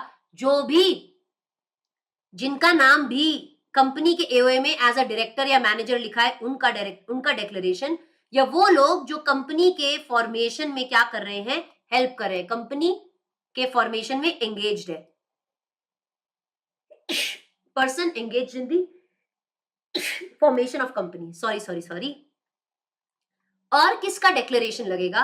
कंपनी के फर्स्ट सब्सक्राइबर्स का डिक्लेरेशन, कंपनी के फर्स्ट डायरेक्टर्स का डिक्लेरेशन लगेगा, कंपनी के फर्स्ट डायरेक्टर्स और कंपनी के सब्सक्राइबर्स का डिक्लेरेशन लगेगा कि उन्होंने कभी भी ब्रीच नहीं किया है कंपनीज एक्ट का लास्ट 5 इयर्स के अंदर, और जो भी डॉक्यूमेंट्स वो लोग यहाँ फाइल कर रहे हैं वो बिल्कुल ट्रू डॉक्स फाइल कर रहे हैं। आप अपने रजिस्टर्ड ऑफिस का एड्रेस भी दोगे, आप अपने फर्स्ट डायरेक्टर्स जो भी हैं, फर्स्ट डायरेक्टर्स और सब्सक्राइबर्स के बारे में डिटेल्स भी प्रोवाइड करोगे, किसको? आरओसी को। और आप फीस सबमिट कर दोगे, किसको? आरओसी को। तो ये सारे डॉक्यूमेंट्स आप किसके पास फाइल करोगे? आरओसी के पास फाइल कर दोगे। फिर आरओसी को अगर सब कुछ ठीक लगता है, आरओसी को लगता है कि हाँ तुमने सारे डॉक्यूमेंट्स ठीक फाइल किए हैं, तो आरओसी आपको इशू करेगा सर्टिफिकेट ऑफ इनकॉर्पोरेशन। क्या इशू करेगा? आपको आरओसी इशू करेगा सर्टिफिकेट ऑफ इनकॉर्पोरेशन, जिस सर्टिफिकेट में आपके कंपनी का कॉर्पोरेट आइडेंटिफिकेशन नंबर लिखा होगा। जैसे हमारा आधार कार्ड नंबर है जिससे हम जाने जाते हैं, कंपनी का कॉर्पोरेट आइडेंटिफिकेशन नंबर होता है जिससे क्या होता है? कंपनी जानी जाती है। और कहता है कंपनी को ये सारे रिकॉर्ड्स, ये सारे डॉक्यूमेंट्स जो आपने यहाँ पे फाइल किए हैं, हर एक कंपनी को इन सारे डॉक्यूमेंट्स को अपने रजिस्टर्ड ऑफिस पर प्रिजर्व और मेंटेन करना चाहिए जब तक कि कंपनी डिसॉल्व नहीं हो जाती। कंपनीज एक्ट कहता है ये सारे डॉक्यूमेंट्स की कॉपी आप अपने रजिस्टर्ड ऑफिस पर भी क्या करो? मेंटेन करके रखो जब तक कि आपकी कंपनी डिसॉल्व ना हो जाए तब तक। और कहता है अगर आप फॉल्स डॉक्यूमेंट फाइल करोगे, कहता है if the company is incorporated by furnishing false या इनकरेक्ट इंफॉर्मेशन, मतलब तुमने कंपनी को इनकॉर्पोरेट कर दिया, झूठे फॉल्स इनकरेक्ट इंफॉर्मेशन को फाइल करके अगर आपने कंपनी को इनकॉर्पोरेट कर लिया ना, तो फिर क्या होगा? After reasonable opportunity of being heard, एक बार तो तुम्हें सुनने का मौका दिया जाएगा, ट्रिब्यूनल आपके ऊपर क्या ऑर्डर पास कर सकता है? कहता है अगर कंपनी इनकॉर्पोरेट हो गई, मतलब बन गई, हाँ आपने आरओसी के पास फॉल्स इनकरेक्ट झूठे डॉक्यूमेंट्स फाइल किए और कंपनी को इनकॉर्पोरेट कर लिया, मान लो आरओसी को भी पता नहीं चला कि ये डॉक्यूमेंट्स फॉल्स है, बाद में पता चला, तब तक तो कंपनी बन चुकी थी, तो ट्रिब्यूनल आपके ऊपर क्या क्या ऑर्डर पास कर सकता है? सबसे बेसिक, ट्रिब्यूनल आपके ऊपर वाइंडिंग अप का ऑर्डर पास कर सकता है कि बोरिया बिस्तर बांधो और आप अपनी कंपनी को बंद करो। क्यों भाई? हाँ, झूठे डॉक्यूमेंट्स देके कंपनी को बनाओगे? Winding up. या फिर ट्रिब्यूनल ऑर्डर पास कर सकता है कि कंपनी का नाम रिमूव किया जाए from the register of companies. Faizi Ansari, बेटा डोंट स्पैम, आप स्पैम करोगे आप ब्लॉक हो जाओगे बेटा। मतलब टीम आपको मॉडरेट कर रही है पीछे से, टीम पूरी क्लास मॉडरेट करती है, अगर आप ऐसा करोगे तो टीम विल ब्लॉक यू बेटा। प्लीज ऐसा मत करो, मैं नहीं चाहती कि कोई ब्लॉक हो, है ना। चलिए सभी बच्चे यहां ध्यान देना बेटा, reasonable opportunity of being heard आपको दिया जाएगा। आपके ऊपर ट्रिब्यूनल क्या ऑर्डर पास कर सकता है? ट्रिब्यूनल ऑर्डर पास कर सकता है वाइंडिंग अप का, कि कंपनी को बंद करिए। ट्रिब्यूनल ऑर्डर पास कर सकता है कि आपके कंपनी के नाम को रिमूव कर दिया जाए, हटा दिया जाए। जो रजिस्ट्रार ने, आरओसी ने आपका नाम जो रजिस्टर ऑफ कंपनीज में लिख दिया है उसमें से आपका नाम रिमूव किया जाए। आपके मेंबर्स की लाइबिलिटी को अनलिमिटेड किया जाए। हो सकता है ट्रिब्यूनल आपके एमओए एओए में चेंजेस ले आए, पब्लिक के हित में, क्रेडिटर्स के इंटरेस्ट में या मेंबर्स के इंटरेस्ट में, या pass any such order as it may deem fit, और भी कोई ऑर्डर पास कर सकता है जो कि ठीक हो। After giving reasonable opportunity of being heard, एक बार आपको सुनने का तो मौका जरूर दिया जाएगा, उसके बाद ट्रिब्यूनल आप पे क्या ऑर्डर पास कर सकता है? वाइंडिंग अप का। मेरे साथ रिपीट कर बेटा, जो यहाँ पे पढ़ने के लिए आए हैं वो सारे बच्चे मेरे साथ रिपीट करेंगे, राइट? क्या रिपीट करेंगे? ट्रिब्यूनल आप पे क्या ऑर्डर पास कर सकता है? क्या आपके कंपनी का नाम रिमूव कर सकता है रजिस्टर ऑफ कंपनी से, वाइंडिंग अप का ऑर्डर पास कर सकता है, तुम्हारे मेंबर्स की लाइबिलिटी को अनलिमिटेड कर सकता है, एमओए एओए को चेंज कर सकता है, किसके किसके इंटरेस्ट में, पब्लिक, क्रेडिटर्स या कोई अदर मेंबर के इंटरेस्ट में आपके एमओए एओए में चेंजेस आ सकते हैं। Pass any such order as it may deem fit, और भी उन्हें कोई लगता है ऑर्डर ठीक है तो वो पास कर सकते हैं। तो अगर आपकी कंपनी इनकॉर्पोरेट हुई है फॉल्स या इनकरेक्ट इंफॉर्मेशन को देकर, तो ट्रिब्यूनल आप पे क्या ऑर्डर पास कर सकता है? आई होप सभी बच्चों को समझा। चल जोर से बताएंगे सारे बच्चे, समझा क्या बेटा? एवरीबॉडी बेटा जी चलिए जी जोरदार तरीके से बताओगे, आपको समझा?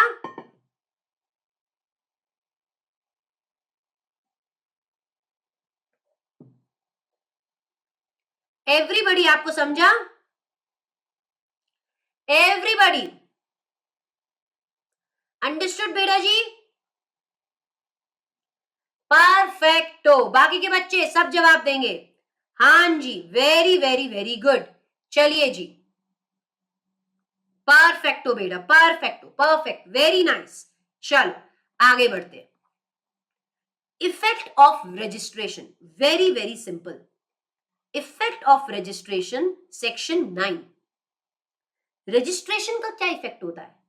कहता है जिस दिन कंपनी आपकी इनकॉर्पोरेट होती है, मतलब रजिस्टर होना मतलब जिस दिन आपकी कंपनी इनकॉर्पोरेट हुई, from the date of incorporation, जो भी डेट सर्टिफिकेट ऑफ इनकॉर्पोरेशन में मेंशन्ड है, उस डेट से आपकी कंपनी क्या बन जाती है?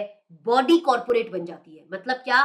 जिस दिन बेटा तेरी कंपनी इनकॉर्पोरेट होगी, जिस दिन आपकी कंपनी को सर्टिफिकेट मिल गया इनकॉर्पोरेशन का, किससे? आरओसी से, उस दिन आपकी कंपनी बॉडी कॉर्पोरेट बन जाएगी। मतलब आपके पास वो सारे पावर्स आ जाएंगे जो एक बॉडी कॉर्पोरेट के पास होते हैं। That is perpetual succession, power to acquire, hold, dispose of property, चाहे वो मूवेबल, इमूवेबल, इंटेंजिबल कोई भी प्रॉपर्टी हो, power to sue, power to be sued, ये सारे पावर्स आपके पास आ जाते हैं बेटा जिस दिन आपकी कंपनी इनकॉर्पोरेट होती है, जिस दिन आपको आरओसी से सर्टिफिकेट मिलता है इनकॉर्पोरेशन का, बेटा जी उस दिन से आप एक बॉडी कॉर्पोरेट बन जाते हो। मतलब आपके पास वो सारे फीचर्स आ जाते हैं, सारे कैरेक्टरिस्टिक्स आ जाते हैं जो एक बॉडी कॉर्पोरेट के पास होते हैं, जैसे perpetual succession, separate legal entity, power to enter into a contract, power to sue और power to be sued, power to hold, acquire, dispose of the assets, ये सारे पावर्स आपके पास आ जाते हैं। मतलब जिस दिन एक कंपनी रजिस्टर होती है, उस दिन से लॉ की नजरों में आप एक सेपरेट लीगल पर्सन बन जाते हो। आप और आपके मेंबर्स अलग अलग हो जाते हैं, कंपनी और उसके मेंबर्स क्या हो जाते हैं? सेपरेट। जिस दिन से आप इनकॉर्पोरेट हुए, उस दिन से आप क्या बन गए? बॉडी कॉर्पोरेट बन गए। एवरीबॉडी, सभी बच्चे समझे क्या? Very nice. चलिए एक मिनट,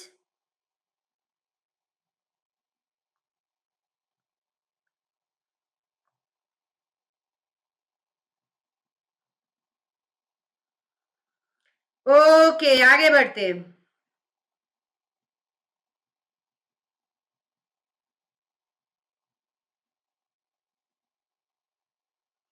ओके बेटा आगे बढ़ते हैं, चलिए जी।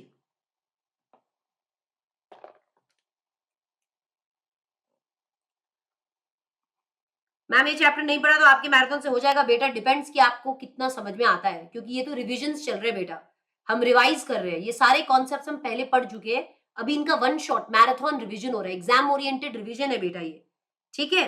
चल बेटा आगे बढ़ते हैं।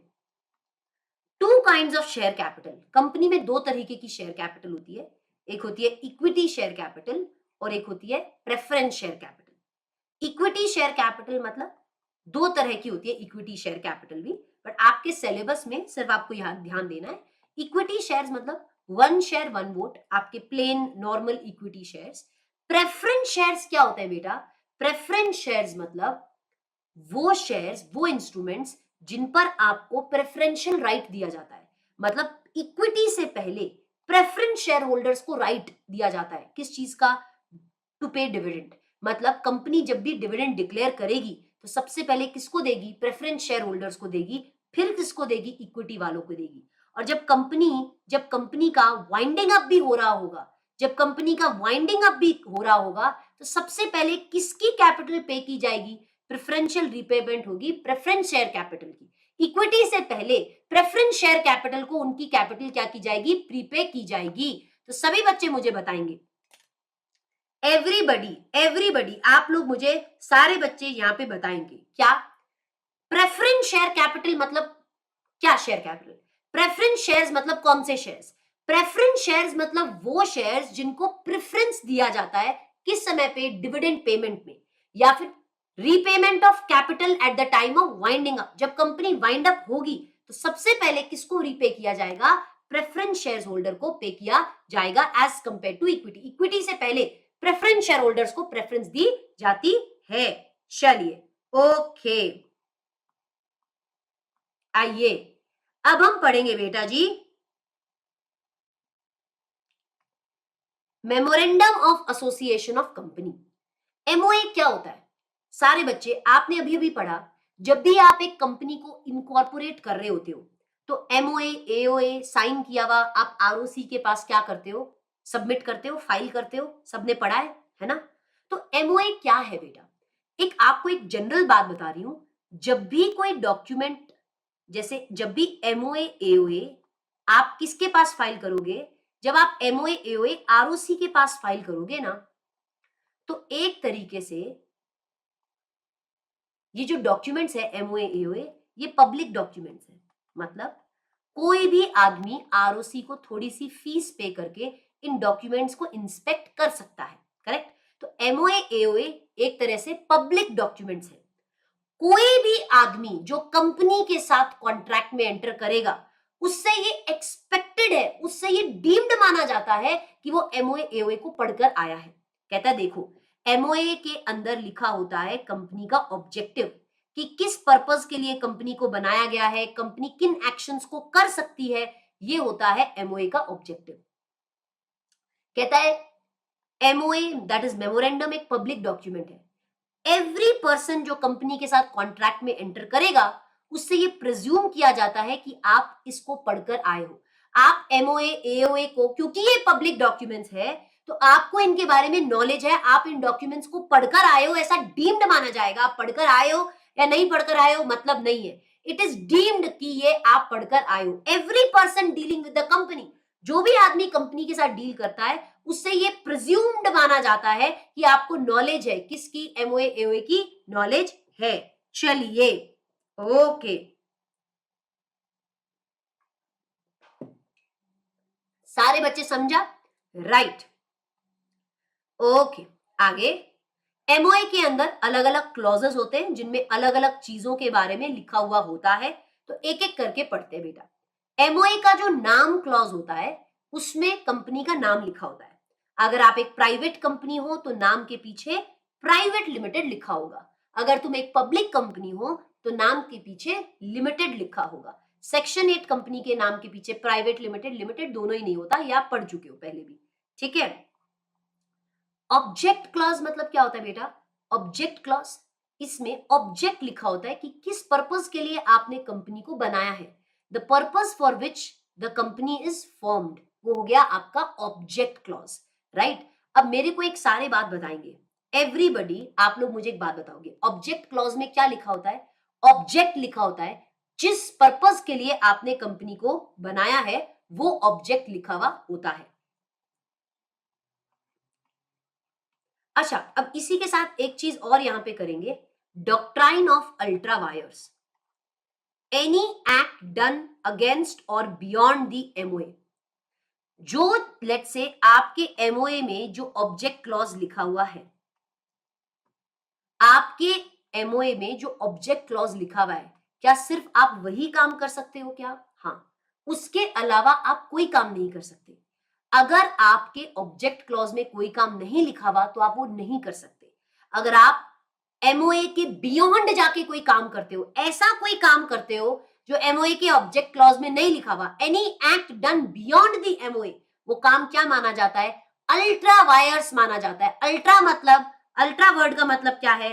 अल्ट्रा वर्ड का मतलब है बियॉन्ड, एंड वायर्स मतलब क्या है? Power, beyond power.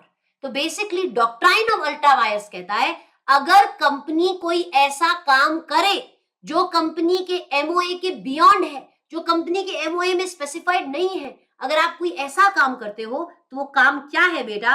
वो काम वॉइड है। सारे शेयर होल्डर्स मिलकर भी इस काम को रेटिफाई नहीं कर सकते। सभी शेयर होल्डर्स भी आकर बोल देना, सभी शेयर होल्डर्स भी आकर बोल देना कि नहीं नहीं कर लेते हैं, कर लेते हैं, कर लेते हैं, तो भी आप ये काम नहीं कर सकते, तो भी ये काम वॉइड माना जाएगा, तो भी ये काम वॉइड एंड इलीगल माना जाएगा। तो आई होप आपको समझ में आ गया। प्रांजल, आप आई होप कॉन्सेंट्रेट कर रहे हो बेटा, मैंने स्क्रीन पे इसका अभी अभी मतलब बताया है।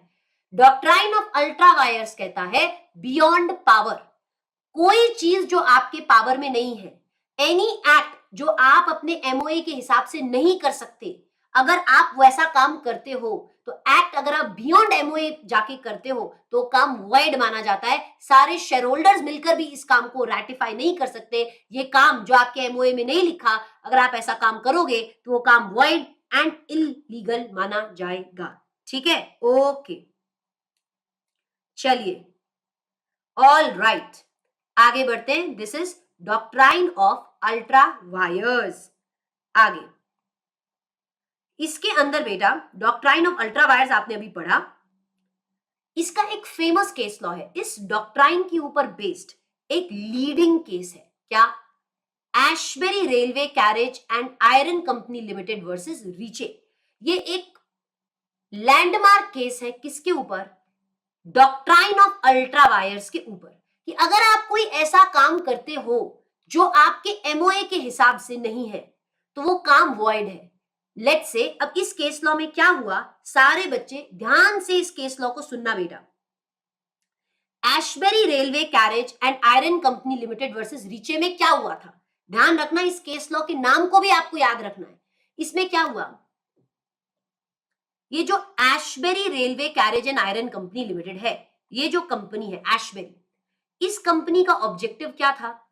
रेलवे कैरेजेस को बनाना, बेचना, भाड़े पे लेना इनका काम था। रेलवे कैरेजेस जो होते हैं ना, उनको सेल करना, हायर पे लेना, भाड़े पे देना इनका काम था।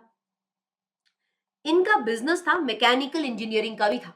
ये लोग क्या बिजनेस करते थे? कुछ कुछ मैकेनिकल इंजीनियरिंग का भी बिजनेस था एंड जनरल कॉन्ट्रैक्टर्स। ठीक है, तो इनके ऑब्जेक्ट क्लॉज में क्या लिखा हुआ था? एशबेरी के ऑब्जेक्ट क्लॉज में क्या लिखा हुआ था एमओए में? कि ये लोग रेलवे कैरेजेस को बनाएंगे, भाड़े पे लेंगे, बेचेंगे, थोड़ा कुछ काम मैकेनिकल इंजीनियरिंग रिलेटेड भी करेंगे और थोड़ा जनरल कॉन्ट्रैक्टर्स का भी काम करेंगे। ठीक है, ओके। फिर क्या हुआ? The directors of the company entered into a contract with रिचे।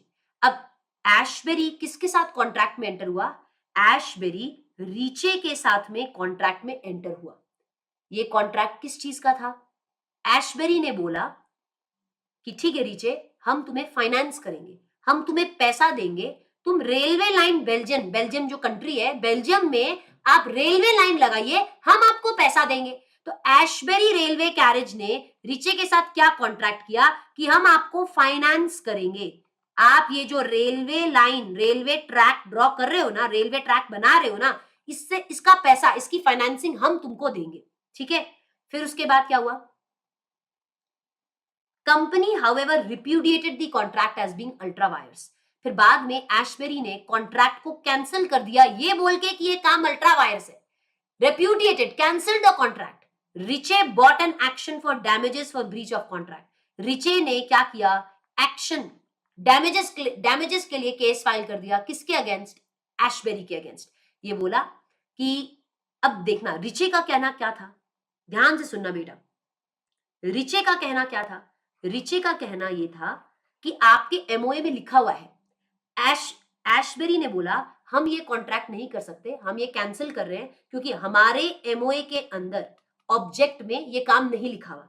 तो अगर हम तुम्हें फाइनेंस करेंगे रेलवे ट्रैक तो ये एक्ट बियॉन्ड एमओए हो जाएगा, अल्ट्रा वायर्स हो जाएगा, तो ये काम हम नहीं कर सकते। रिचे ने बोला, रिचे ने डैमेजेस फाइल कर दिए। रिचे ने बोला कैसे नहीं कर सकते? आपके ऑब्जेक्ट में लिखा हुआ है जनरल कॉन्ट्रैक्टर्स, तो जनरल कॉन्ट्रैक्टर्स में आपका फाइनेंसिंग का काम आ जाता है।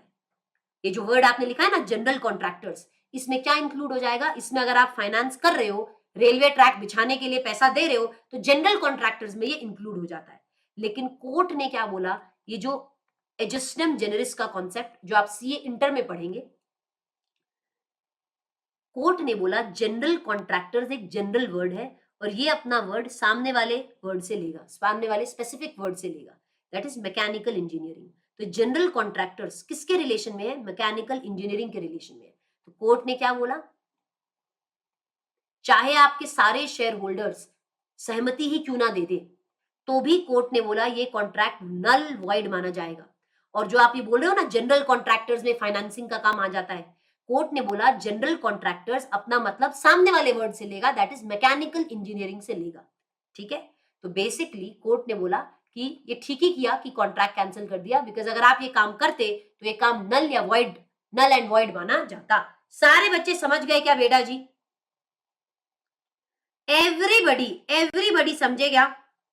सारे बच्चे एशबेरी रेलवे कैरेज वर्सेस रीचे का कॉन्सेप्ट समझे।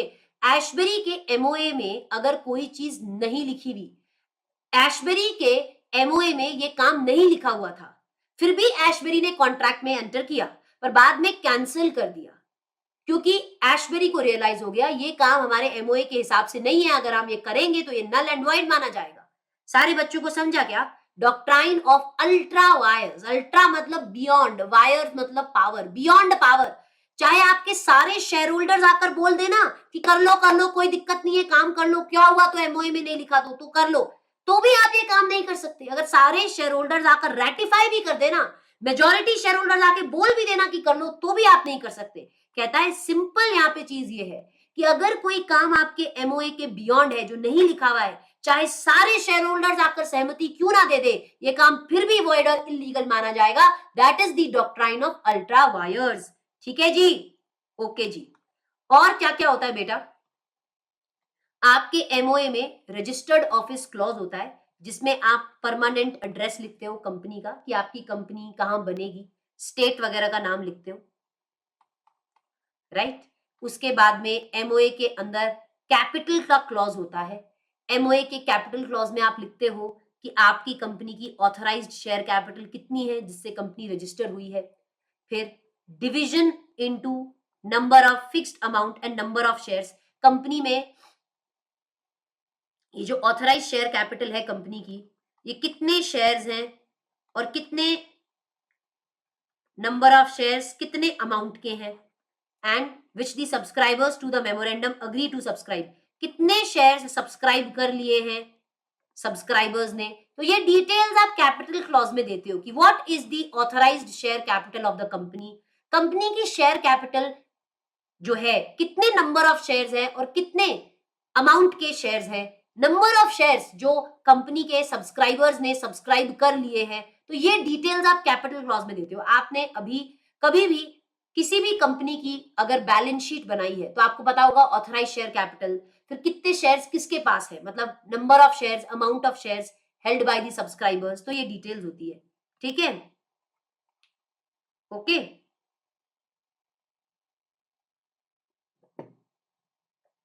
चलिए जी, ओके जी, ओके।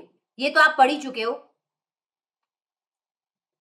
ये तो आप पढ़ ही चुके हो लाइबिलिटी क्लॉज, कि बेसिकली एमओए के अंदर लाइबिलिटी क्लॉज भी होता है जिसमें लाइबिलिटी लिखी जाती है। हो सकता है कंपनी में कंपनी लिमिटेड बाय शेयर्स हो, कंपनी लिमिटेड बाय गारंटी हो, अनलिमिटेड कंपनी हो, या आप पढ़कर आए हो, कल की क्लास में मैंने आपको पढ़ा दिया था। तो लाइबिलिटी क्लॉज में मेंबर्स का लाइबिलिटी भी लिखा जाता है। अगर कंपनी लिमिटेड बाय शेयर्स है तो मेंबर की liability unpaid amount of share जितनी है।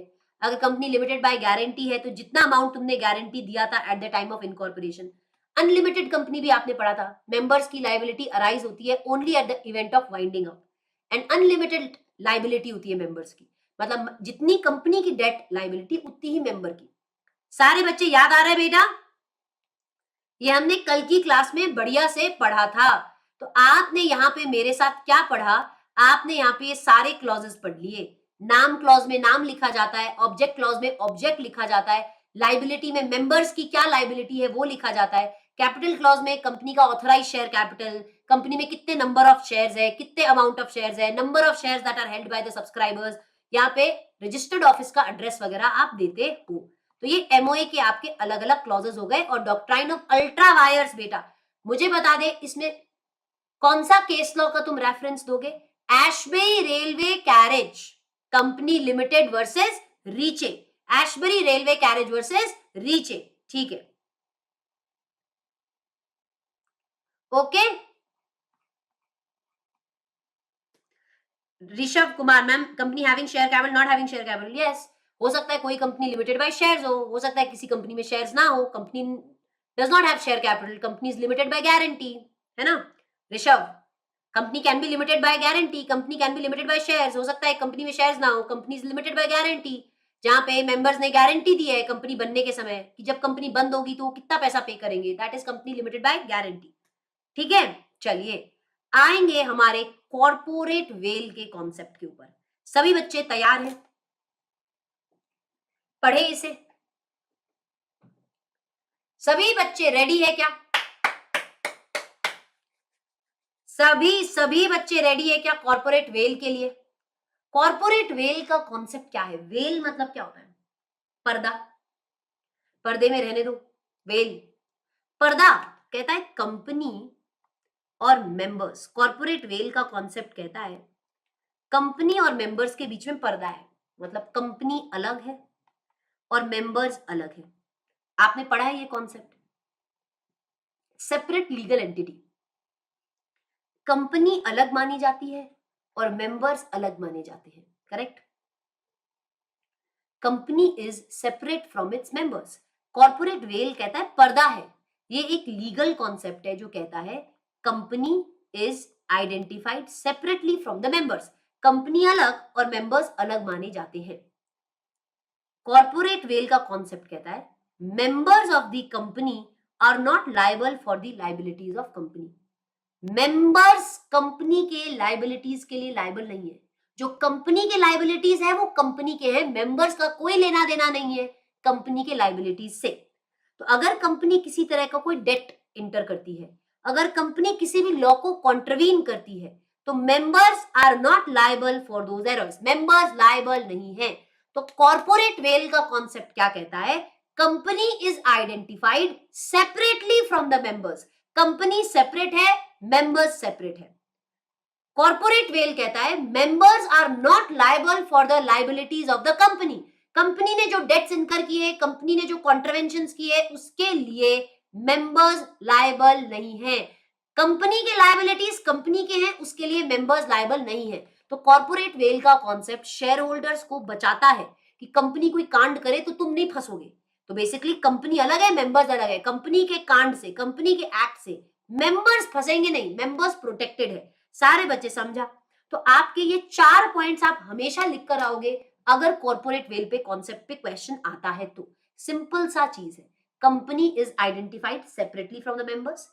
Members are not liable for the liabilities of the company.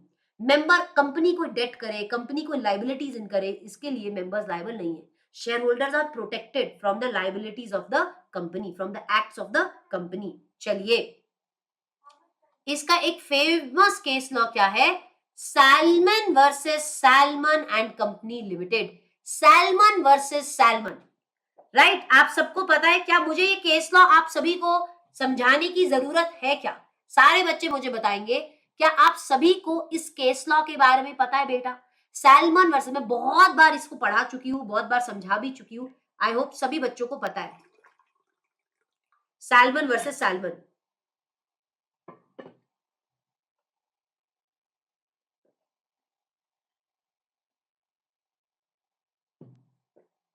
है ना? तो इसमें सिंपल बात थी, इस केस लॉ में क्या साबित हुआ था? ये एक फाउंडेशन है, ये जो केस लॉ है ना, ये फाउंडेशन है किस कॉन्सेप्ट का? कॉर्पोरेट वेल के कॉन्सेप्ट का ये एक फाउंडेशन है, जिसमें बोला गया कि कंपनी अलग है, मेंबर्स अलग है। Members are not liable for the liabilities of company. Company कोई डेट इनकर करे, कंपनी की लाइबिलिटीज कंपनी की, मेंबर्स की नहीं है। Share holders are protected from the liability of company. Very very simple case law, बहुत बार हमने इस केस लॉ को पढ़ा है। अब आपको ये पढ़ना है lifting of corporate veil. Corporate veil को किस किस केस में लिफ्ट किया जाता है, मतलब कंपनी और मेंबर्स के बीच के अंदर जो ये पर्दा है, ये पर्दे को कब हटा दिया जाएगा, इस पर्दे को कब हटा दिया जाएगा और कंपनी और मेंबर्स कब एक माने जाएंगे। वैसे तो कॉर्पोरेट वेल कहता है कंपनी अलग, मेंबर अलग, कहता है पर ये पर्दे को कब हटा दिया जाएगा, लिफ्ट कब कर दिया जाएगा वेल को, मतलब कंपनी और मेंबर्स कब एक माने जाएंगे। कुछ केसेस है जिसमें कॉर्पोरेट वेल को लिफ्ट किया जाता है। ठीक है, चलिए पहला केस लॉ क्या है? आप वेल को कब लिफ्ट करते हो? To determine the character of the company.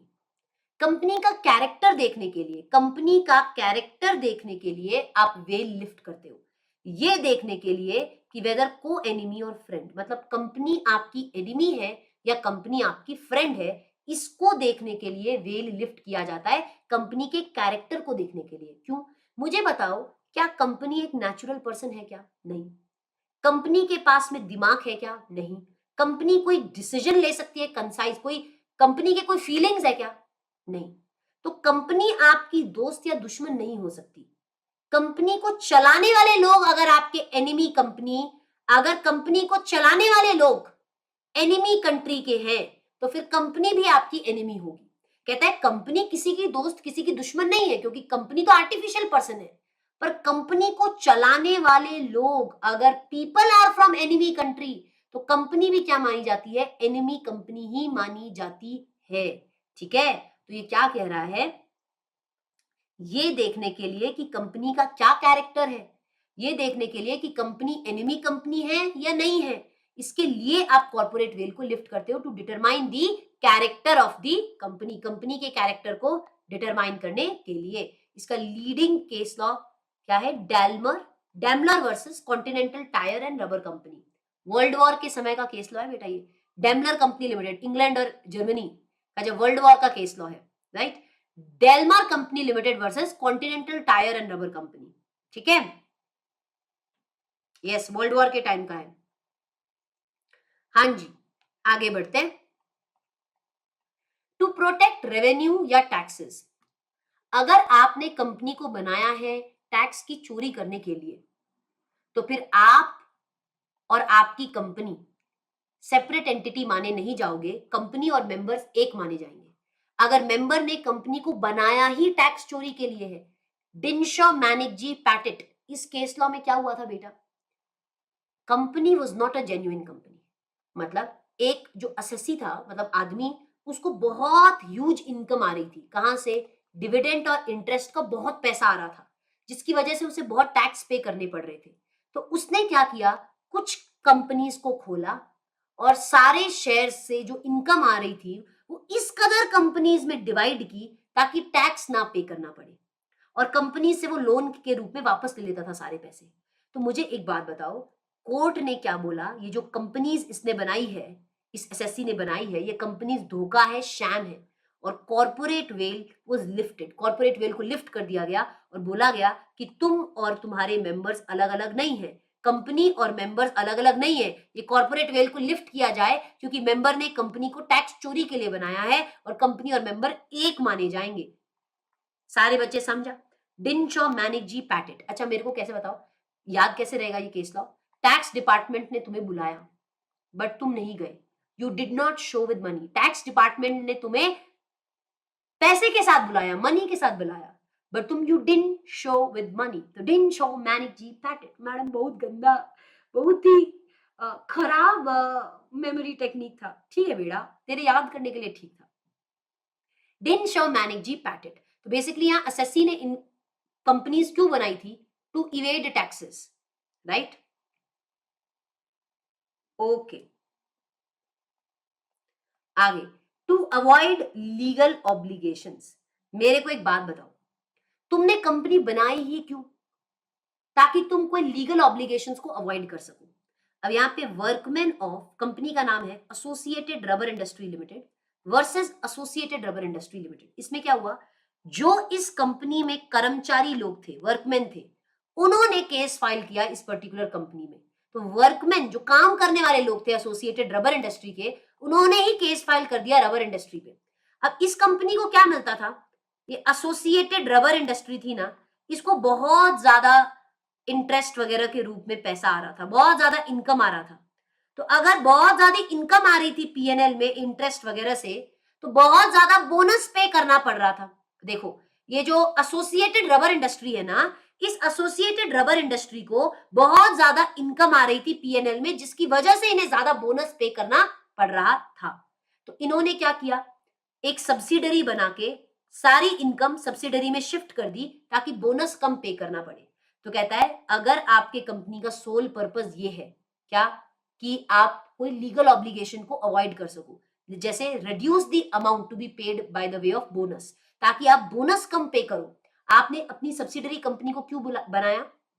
ताकि आप सारा इनकम उस सब्सिडरी कंपनी में शिफ्ट कर दो और आपके पीएनएल में कम इनकम दिखे और आप कम टैक्स पे, कम लीगल ऑब्लिगेशन जैसे बोनस वगैरह पे करो। तो बेसिकली आपको ने कंपनी क्यों बनाई? आपने कंपनी सब्सिडरी कंपनी इसलिए बनाई ताकि आप किसी लीगल ऑब्लिगेशन को अवॉइड कर सको। तो सुप्रीम कोर्ट ने कॉर्पोरेट वेल को लिफ्ट कर दिया ये बोल के कि आपने कंपनी बनाई है लीगल ऑब्लिगेशंस को अवॉइड करने के लिए। ठीक है, okay. And formation of subsidiary to act as an agent, मतलब आपने सब्सिडरी क्यों बनाई है? ताकि वो आपके एजेंट जैसा काम करे। अब यहां पे क्या हुआ था? Merchandise transport limited versus British transport commission. Merchandise transport limited में ये हुआ था, एक ट्रांसपोर्ट कंपनी को लाइसेंस नहीं मिल रहा था व्हीकल्स के लिए, उनको अपने व्हीकल्स के लिए लाइसेंस नहीं मिल रहा था। तो इस कंपनी ने एक सब्सिडरी कंपनी को बनाया टू अप्लाई फॉर लाइसेंस। अब खुद को तो इन्हें अपने नाम से लाइसेंस नहीं मिल रहा, तो उन्होंने एक सब्सिडरी कंपनी बना दी ताकि सब्सिडरी कंपनी को लाइसेंस मिल जाए। तो मुझे बताओ सब्सिडरी कंपनी को बनाने का यहाँ पे क्या पर्पस था? अ कंपनी को बनाया गया था to act as an agent और ट्रस्टी ऑफ इट्स मेंबर और अनदर कंपनी। मतलब इस कंपनी ने जो सब्सिडरी कंपनी को बनाया है, इस सब्सिडरी कंपनी का क्या पर्पस है? इस सब्सिडरी कंपनी का पर्पस है to act as an agent of this company. वो दूसरे कंपनी के एजेंट जैसे काम कर रही है, ट्रस्टी जैसे काम कर रही है। तो मेरे को बताओ क्या इस सब्सिडरी कंपनी की कोई इंडिविजुअलिटी है? It has lost its individuality. Then principal and subsidiary company एक ही मानी जाएगी। प्रिंसिपल एंड सब्सिडरी कंपनी एक ही मानी जाएगी। अगर मैंने एक सब्सिडरी कंपनी को बनाया क्यों है? सोल पर्पस उस कंपनी को बनाने का ये है to act as an agent, ताकि वो मेरे एजेंट जैसे काम करे। That company has no individuality. उस कंपनी तो अपनी इंडिविजुअलिटी लूज कर दी। तो बेसिकली होल्डिंग एंड सब्सिडरी क्या माने जाएंगे? एक ही माने जाएंगे। समझा? ओके। अगर आपने कंपनी फ्रॉड या इम्प्रॉपर कंडक्ट के लिए बनाई है, लॉ को डिफीट करने के लिए अगर आपने एक कंपनी को बनाया है, where the company has been made to defeat law और टू डू इलीगल या इम्प्रॉपर काम करने के लिए, फ्रॉड काम करने के लिए अगर आपने कंपनी को बनाया है, तो फिर कॉर्पोरेट वेल को लिफ्ट किया जाएगा। Gilford motor versus horn. आपको ये केस लॉ पता है ना बेटा? हॉर्न क्या कर रहा था? गिलफर्ड मोटर में काम कर रहा था। हॉर्न गिलफर्ड मोटर में काम कर रहा था। हॉर्न जब गिलफर्ड मोटर को छोड़ा तो हॉर्न और गिलफर्ड मोटर में एक तरीके का कॉन्ट्रैक्ट हुआ। क्या? कि हॉर्न गिलफर्ड मोटर के क्लाइंट्स को नहीं चुराएगा। ठीक है। बाद में हॉर्न ने छोड़ने के बाद अपनी वाइफ के साथ मिलकर क्या बना ली? एक कंपनी बनाई। और ये कंपनी क्या करने लगी? गिलफर्ड मोटर्स के क्लाइंट को चोरी करने लगी। तो अब मुझे एक बात बताओ, हॉर्न ने क्या बोला? मैं नहीं चोरी कर रहा, वो तो कंपनी चोरी कर रही है, वो कंपनी आपके क्लाइंट को अप्रोच करती है, मैं तो नहीं कर रहा। तो ऐसे केस में मुझे बताओ हॉर्न ने ये जो कंपनी बनाई है ये किसके लिए बनाई है? To defeat law. कॉन्ट्रैक्ट आपका ऑलरेडी एंटर हो चुका है गिलफर्ड मोटर के साथ, इसको डिफीट करने के लिए तुमने कंपनी बनाई और तुम बोल रहे हो कॉर्पोरेट वेल, मैं अलग हूं, कंपनी अलग है, कंपनी अप्रोच कर रही है। तो ऐसे केस में कॉर्पोरेट वेल लिफ्ट कर दिया जाएगा। आप और कंपनी सेम माने जाओगे क्योंकि आपने कंपनी लॉ को डिफीट करने के लिए, गलत इम्प्रॉपर कामों के लिए, लीगल पर्पसेस के लिए आपने कंपनी को बनाया है। ठीक है मैम, फ्रॉड वाला और लीगल ऑब्लिगेशन वाला पॉइंट सिमिलर है एकदम। नहीं बेटा, यहाँ पे जिस केस लॉ का रेफरेंस दिया हुआ है उस केस लॉ के कनेक्शन में ही आपको सवाल पूछे जाएंगे। मैं आपको दिखाती हूँ। गिलफर्ड मोटर वर्सेस हॉर्न, आपको समझा होगा ये केस लॉ मैंने आपको क्यों समझाया? ताकि इसके ऊपर बेस्ड आपको कोई सवाल आए तो आपको समझे कि कौन से पॉइंट के बारे में बात हो रही है। आपको मैं यहाँ पे एक एग्जाम्पल देती हूँ।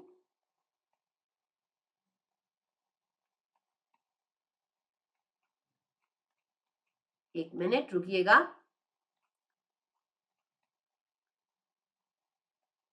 इसको पढ़ोगे, इसको पढ़ोगे आपको डिफरेंस समझेगा।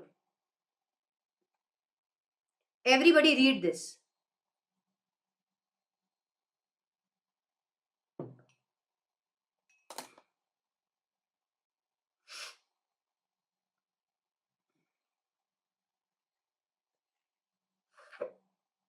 सभी बच्चों को मैं रिक्वेस्ट करती हूं आप इस क्वेश्चन को रीड करेंगे जो आपकी स्क्रीन के सामने दिख रहा है।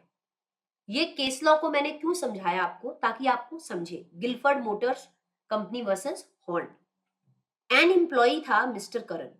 मिस्टर करण ने कॉन्ट्रैक्ट साइन किया अपने एम्प्लॉयर कंपनी के साथ, एबीसी के साथ, कि जब वो आपके कंपनी को छोड़ेगा तो उनके कस्टमर्स को अप्रोच नहीं करेगा, एबीसी के कस्टमर्स को करण अप्रोच नहीं करेगा, ऐसा कॉन्ट्रैक्ट करण ने एंटर किया। करण ने जब एबीसी कंपनी को छोड़ा तो करण ने अपनी खुद की कंपनी बना दी पीक्यूआर, और ये पीक्यूआर कंपनी क्या करने लगी, एबीसी के कस्टमर्स को अप्रोच करने लगी, सॉलिसिट मतलब चुराना, अप्रोच करना, जो भी मान लो। एबीसी लिमिटेड ने केस फाइल कर दिया करण पे, ये बोल के कि करण ने कॉन्ट्रैक्ट को क्या किया है, ब्रीच किया है। करण ने क्या बोला, कॉर्पोरेट वेल है ना, कंपनी और मैं तो अलग अलग है, मैं थोड़ी अप्रोच कर रहा हूं, मैंने कॉन्ट्रैक्ट में एंटर किया था, मैं अप्रोच नहीं कर रहा, कंपनी अप्रोच कर रही है। तो अब आपको बताना है, एबीसी आपके पास आई है और एबीसी आपको एडवाइस मांग रही है कि ये करण ने कोई कॉर्पोरेट वेल के बारे में बताया है, तो बताओ कॉर्पोरेट वेल क्या होता है, वेल को कब लिफ्ट किया जाता है, तो ये आपसे सवाल पूछा गया है। तो आप बताओगे कॉर्पोरेट वेल क्या है। मैंने आपको 4 चीजें बताई थी कॉर्पोरेट वेल के कॉन्सेप्ट का, जब भी क्वेश्चन आए आपको 4 चीजें लिखना है। ये एक लीगल कॉन्सेप्ट है जो ये बोलता है कंपनी और मेंबर्स अलग अलग हैं। ये कहता है कि कंपनी के डेट्स और कंपनी के कॉन्ट्रवेंशंस के लिए मेंबर्स लायबल नहीं है, एंड मेंबर्स जो है वो प्रोटेक्टेड है कंपनी के कामों से, from the acts of the company. ये 5 केसेस होते हैं जिसमें क्या किया जाता है, कॉर्पोरेट वेल को लिफ्ट किया जाता है। फिर आप दोगे लीडिंग केस लॉ का example, that is Gilford motor versus company versus Gilford motor company versus horn के केस लॉ में भी सेम चीज हुई थी, it's the leading case law. अब मुझे बताओ करण ने कंपनी क्यों बनाई है, इम्प्रॉपर इन कंडक्ट लॉ को डिफीट करने के लिए बनाई है, तो हेंस क्या करण लायबल रहेगा क्या, हाँ, करण एंड पीक्यूआर जो भी उसकी कंपनी है वो बिल्कुल वन मानी जाएगी, राइट। एवरीबडी समझा, सभी बच्चों को समझा,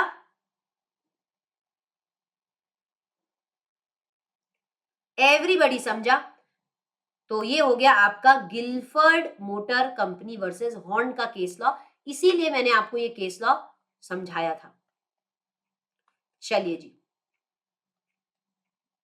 चलो आगे बढ़ते हैं। तो सभी बच्चे एक बार मेरे साथ रिपीट करोगे बेटा, कॉर्पोरेट वेल क्या है और कॉर्पोरेट वेल कब लिफ्ट किया जाता है। पहले, to determine the character of the company, क्योंकि कंपनी किसी की दोस्त दुश्मन नहीं होती। कंपनी को चलाने वाले लोग अगर एनिमी कंट्री के हैं तो कंपनी भी एनिमी कंपनी मानी जाएगी। दूसरा, अगर आपने कंपनी टैक्स की चोरी के लिए बनाई, अगर आपने कंपनी लीगल ऑब्लिगेशंस को अवॉइड करने के लिए बनाई, अगर आपने कंपनी बनाई है उस कंपनी का कोई अपनी इंडिविजुअलिटी नहीं है, आपके एजेंट जैसे ही वो कंपनी काम कर रही है, एंड लास्ट है, आपने कंपनी को लॉ को डिफीट करने के लिए, फ्रॉड या इम्प्रॉपर काम के लिए अगर कंपनी बनाई है, तो फिर क्या है, आपका कॉर्पोरेट वेल के कॉन्सेप्ट को लिफ्ट कर दिया जाएगा। वेरी वेरी गुड, ठीक है, ओके। तो अब आपके लास्ट 2 डॉक्ट्राइन्स बचे हैं यहां पे, और उसके बाद आपका चैप्टर बहुत बढ़िया तरीके से खत्म हो जाता है। तो बेटा, डॉक्ट्राइन ऑफ कंस्ट्रक्टिव नोटिस तो मुझे आपको बताने की जरूरत ही नहीं है। ये हमने जब एमओए एओए पढ़ा तो मैंने आपको क्या बताया था, मेमोरेंडम और आर्टिकल्स क्या होते हैं, पब्लिक डॉक्यूमेंट्स होते हैं।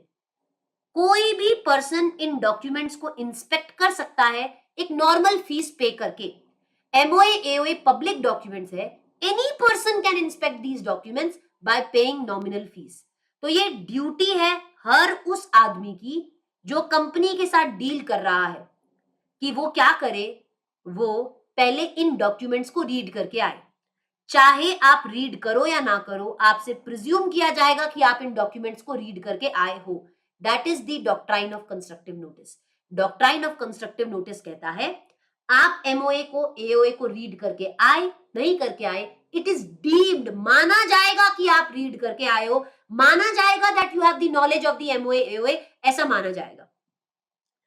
Thus, if a person enters into a contract, तो अगर आप कॉन्ट्रैक्ट में एंटर करते हो किसी ऐसी चीज को लेकर जो कंपनी नहीं कर सकती, कंपनी के पावर के बियॉन्ड है, एमओए के हिसाब से वो कंपनी के पावर में नहीं है, तो अगर आप बाद में ये कह सकते हो क्या कि मैं डैमेजेस के लिए तुम्हें फाइल करूंगी, तुमने कंपनी ऐसा मेरे साथ काम किया ही क्यों जो तुम्हारे एमओए के हिसाब से तुम नहीं कर सकते थे। अरे तुमसे एक्सपेक्ट किया जाता है कि तुम भी इसका एमओए पढ़कर आए हो, तुम्हें इस बात के बारे में नॉलेज है, माना जाएगा, तुमको कोई डैमेजेस वगैरह नहीं मिलेंगे। आपका कोई राइट नहीं है अंडर दिस कॉन्ट्रैक्ट, ठीक है।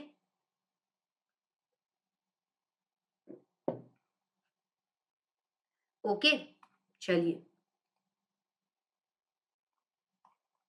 Doctrine of indoor management, simple चीज कहता है बेटा, डॉक्ट्राइन ऑफ इंडोर मैनेजमेंट कहता है बिल्कुल उल्टा है ये डॉक्ट्राइन ऑफ कंस्ट्रक्टिव नोटिस का। Doctrine of constructive notice doesn't no sense mean that outsiders are deemed to have notice of the internal affairs of the company। कहता है डॉक्ट्राइन ऑफ कंस्ट्रक्टिव नोटिस ये नहीं कहता कि आउटसाइडर्स को, बाहर वाले लोगों को कंपनी के अंदर की चीजों के बारे में पता होना चाहिए, नहीं, बाहर के लोगों को कंपनी की अंदर की चीजों के इंटरनल अफेयर्स के बारे में कैसे पता होगा। देखो, ज्यादा से ज्यादा बाहर वाले लोग एमओए एओए पढ़कर आ सकते हैं, पर उससे ज्यादा तो वो कुछ नहीं जानते। अगर कंपनी के अंदर इंटरनल अफेयर्स में कोई गड़बड़ी हो रही है तो उन्हें कैसे पता चलेगा। इसका एक केस लॉ है, रॉयल ब्रिटिश बैंक वर्सेस टर्कवॉन्ड। इस इंडोर मैनेजमेंट के रूल को हम टर्कवॉन्ड रूल भी कहते हैं, डॉक्ट्राइन ऑफ इंडोर मैनेजमेंट को टर्कवॉन्ड रूल भी कहते हैं। इसका एक लैंडमार्क केस है रॉयल ब्रिटिश बैंक वर्सेस टर्कवॉन्ड। इसमें क्या हुआ था बेटा, टर्कवॉन्ड कौन था, लिक्विडेटर था। अब बेसिकली एक कंपनी ने रॉयल ब्रिटिश बैंक से क्या ले लिया, लोन ले लिया। सरल शब्दों में अगर आपको मैं बताऊं, कंपनी के बोर्ड ऑफ डायरेक्टर्स ने अपने बोरोइंग पावर के beyond their borrowing power, company के बोर्ड ऑफ डायरेक्टर्स ने अपने बोरोइंग पावर के बियॉन्ड जाके रॉयल ब्रिटिश बैंक से लोन ले लिया, राइट। रॉयल ब्रिटिश बैंक ने एमओए एओए में पढ़ा था कि कंपनी उतना लोन ले सकती है अगर कंपनी के शेयर होल्डर्स अगर अप्रूव कर दे तो रॉयल ब्रिटिश बैंक ने क्या सोचा, रॉयल ब्रिटिश बैंक ने सोचा कि कंपनी ने अपने शेयर होल्डर्स की अप्रूवल ली होगी। अब अगर डायरेक्टर्स के बोरोइंग पावर में नहीं है इतना पैसा तो उन्होंने अपने शेयर होल्डर्स की अप्रूवल ली होगी, यही रॉयल ब्रिटिश बैंक जानेगा ना। पर अगर कंपनी ने अपने शेयर होल्डर्स की अप्रूवल ली ही नहीं तो वो बाहर वालों को कैसे पता चलेगा। तो इस कंपनी का बाद में क्या हो गया, लिक्विडेशन, इंसॉल्वेंसी में चली गई, इंसॉल्वेंट हो गई कंपनी। टर्कवॉन्ड जो था वो लिक्विडेटर था, वो उसने आके डिनाई कर दिया। टर्कवॉन्ड ने बोला कि रॉयल ब्रिटिश बैंक हम आपको पैसा नहीं देंगे, क्योंकि कंपनी के बोर्ड ऑफ डायरेक्टर्स के पास तो इतना पावर ही नहीं था बोरो करने का और कंपनी ने अपने शेयर होल्डर से परमिशन ली ही नहीं। तो बेसिकली कोर्ट ने क्या बोला, कोर्ट ने बोला कंपनी ने अपने शेयर होल्डर की अप्रूवल ली नहीं ली ये बाहर वालों को कैसे पता चलेगा, कैसे पता चलेगा। How are the outsiders expected to know कि कंपनी के अंदर क्या चल रहा है, कि कंपनी ने अपने शेयर होल्डर का अप्रूवल लिया कि नहीं है बाहर वालों को कैसे पता चलेगा। तो कोर्ट ने डायरेक्ट किया लिक्विडेटर को कि रॉयल ब्रिटिश बैंक को पूरा पैसा पे किया जाए, ठीक है। चलिए, इसके 3 एक्सेप्शंस है बेटा, इंडोर मैनेजमेंट के 3 एक्सेप्शंस है। क्या ये रूल आपको प्रोटेक्ट नहीं करेगा अगर आपको इरेगुलरिटी के बारे में एक्चुअल में पता था। अगर आपको पता था कंपनी के इंटरनल गड़बड़ के बारे में तो फिर आपको doctrine of indoor management protect नहीं करता। अगर आपने खुद ने नेग्लिजेंटली एक्ट किया, तुमने खुद ने नेग्लिजेंटली बिहेव किया है, तुम्हें थोड़े खुद इंक्वायरीज करने चाहिए थे। अगर तुम्हें थोड़ा सस्पिशियस मामला लग रहा था तो तुम्हें खुद क्या करना चाहिए था, इंक्वायर करना चाहिए था। बट आपने खुद ने नेग्लिजेंटली एक्ट किया है तो डॉक्ट्राइन ऑफ इंडोर मैनेजमेंट आपको प्रोटेक्ट नहीं करेगा। एंड फ्रॉजरी, अगर आपने if a person relies upon document that turns out to be forged, अगर आप ऐसे डॉक्यूमेंट पे रिलाई कर रहे हो जो कि फॉर्ज्ड है तो बेसिकली आपको doctrine of indoor management protect नहीं करता। तो कहता है डॉक्ट्राइन ऑफ इंडोर मैनेजमेंट 3 जगहों पे आपको प्रोटेक्ट नहीं करेगा, जब आपको एक्चुअल नॉलेज थी इरेगुलरिटी की, या यू योरसेल्फ एक्टेड नेग्लिजेंटली, तुमको कुछ इंक्वायरी करनी चाहिए थी ना, तुम कंपनी के साथ कॉन्ट्रैक्ट कर रहे हो तो you yourself acted negligently and you relied on the document that turns out to be forged। आपने ऐसे डॉक्यूमेंट्स पे विश्वास किया जो फॉर्ज्ड है, जो झूठे हैं, तो इसमें कंपनी लायबल नहीं है। कंपनी को कैसे दोषी ठहराया जाए, तुमने खुद ने झूठे डॉक्यूमेंट्स पे विश्वास कर लिया, ठीक है। तो एवरीबडी, इसके केस लॉ है जो यहाँ पे मेंशन नहीं है, पर मैं आपसे एक बार रिक्वेस्ट करूंगी कि आप एक बार उन्हें देख लेंगे, ठीक है। ओके एवरीबडी, सबको समझ में आ गया क्या। तो यहां पे ब्यूटीफुली हमारा पूरा कंपनीज एक्ट क्या हो जाता है, कवर हो जाता है, touching each and every definition. सारे पॉइंट्स हमने क्लास में डिस्कस कर लिए, जो भी आपके यहाँ पे कंपनीज एक्ट को लेके थे, चाहे कि सारी डेफिनेशंस हमने पढ़ ली, चाहे कंपनी के डॉक्ट्राइन ऑफ इंडोर मैनेजमेंट और कंस्ट्रक्टिव नोटिस को पढ़ लिया, डॉक्ट्राइन ऑफ अल्ट्रा वायर्स को कवर कर लिया, डॉक्ट्राइन आपका सारे डॉक्ट्राइंस कवर हो गए। उसके अलावा हमने कॉर्पोरेट वेल के कॉन्सेप्ट को कवर कर लिया।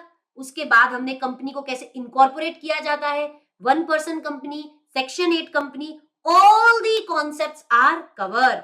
ठीक है, अब एक चीज एक क्वेश्चन यहां पे है, इंडोर मैनेजमेंट और कंस्ट्रक्टिव नोटिस के ऊपर एक क्वेश्चन है। सारे बच्चे इस क्वेश्चन को पढ़ेंगे, सारे बच्चे इसको पढ़ेंगे अभी अभी। फॉर्ज मतलब क्या होता है, झूठा, झूठा। फॉर्ज्ड मतलब झूठे डॉक्यूमेंट्स।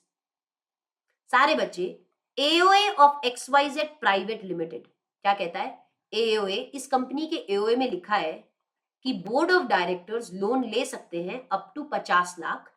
कैसे, बोर्ड रेजोल्यूशन पास करके। अगर इससे ऊपर का आप लोन लोगे तो आपको जनरल मीटिंग में शेयर होल्डर से अप्रूवल लेनी पड़ेगी, स्पेशल रेजोल्यूशन पास करना पड़ेगा। तो बोर्ड ऑफ डायरेक्टर्स कितना लोन ले सकते हैं, 50 लाख का। पर बोर्ड ऑफ डायरेक्टर्स ने कितना लिया, due to the urgent need for funds, board of director ने 60 लाख का लोन ले लिया, which is exceeding their borrowing power. और उन्होंने स्पेशल रेजोल्यूशन भी पास नहीं किया, मतलब शेयर होल्डर की अप्रूवल भी नहीं ली। क्या लिखा हुआ था एओए में, एओए में यह लिखा हुआ था कि 50 लाख तक का लोन तो बोर्ड ले सकती है, उससे ऊपर लेगी तो शेयर होल्डर से पूछना पड़ेगा। बोर्ड ने 60 लाख का लोन ले लिया बिना शेयर होल्डर के पूछे। अब आपसे ये बोला जा रहा है, bank on believing on such lend the money, bank ने पैसा दे दिया 60 लाख, ये सोच के कि आपने शेयर होल्डर का अप्रूवल ले लिया होगा। On demanding the repayment of loan, जब बैंक ने बोला कि कंपनी वो 60 लाख रुपया हमें वापस दो, कंपनी ने डिनाई कर दिया ये बोल के कि ये तो अल्ट्रा वायर्स है, act was ultra vires to the company. आपको एडवाइस करने के लिए बोला है। अब कंपनी ने क्या बोल के एडवाइस, कंपनी ने क्या बोल के बोला, तुम्हें पता होना चाहिए था ना कि हमारे पास तो 50 लाख का बोरोइंग पावर है, तुमने हमें लोन क्यों दिया, तुम्हारी गलती है बैंक, हम तुम्हें पैसा नहीं चुकाएंगे। तो अब यहाँ पे कौन सा रूल आ जाता है बेटा, यहाँ पे रूल आता है डॉक्ट्राइन ऑफ इंडोर मैनेजमेंट का। क्या कि आउटसाइडर्स को नहीं पता है कंपनी के इंटरनल अफेयर्स और इंटरनल इरेगुलरिटीज के बारे में।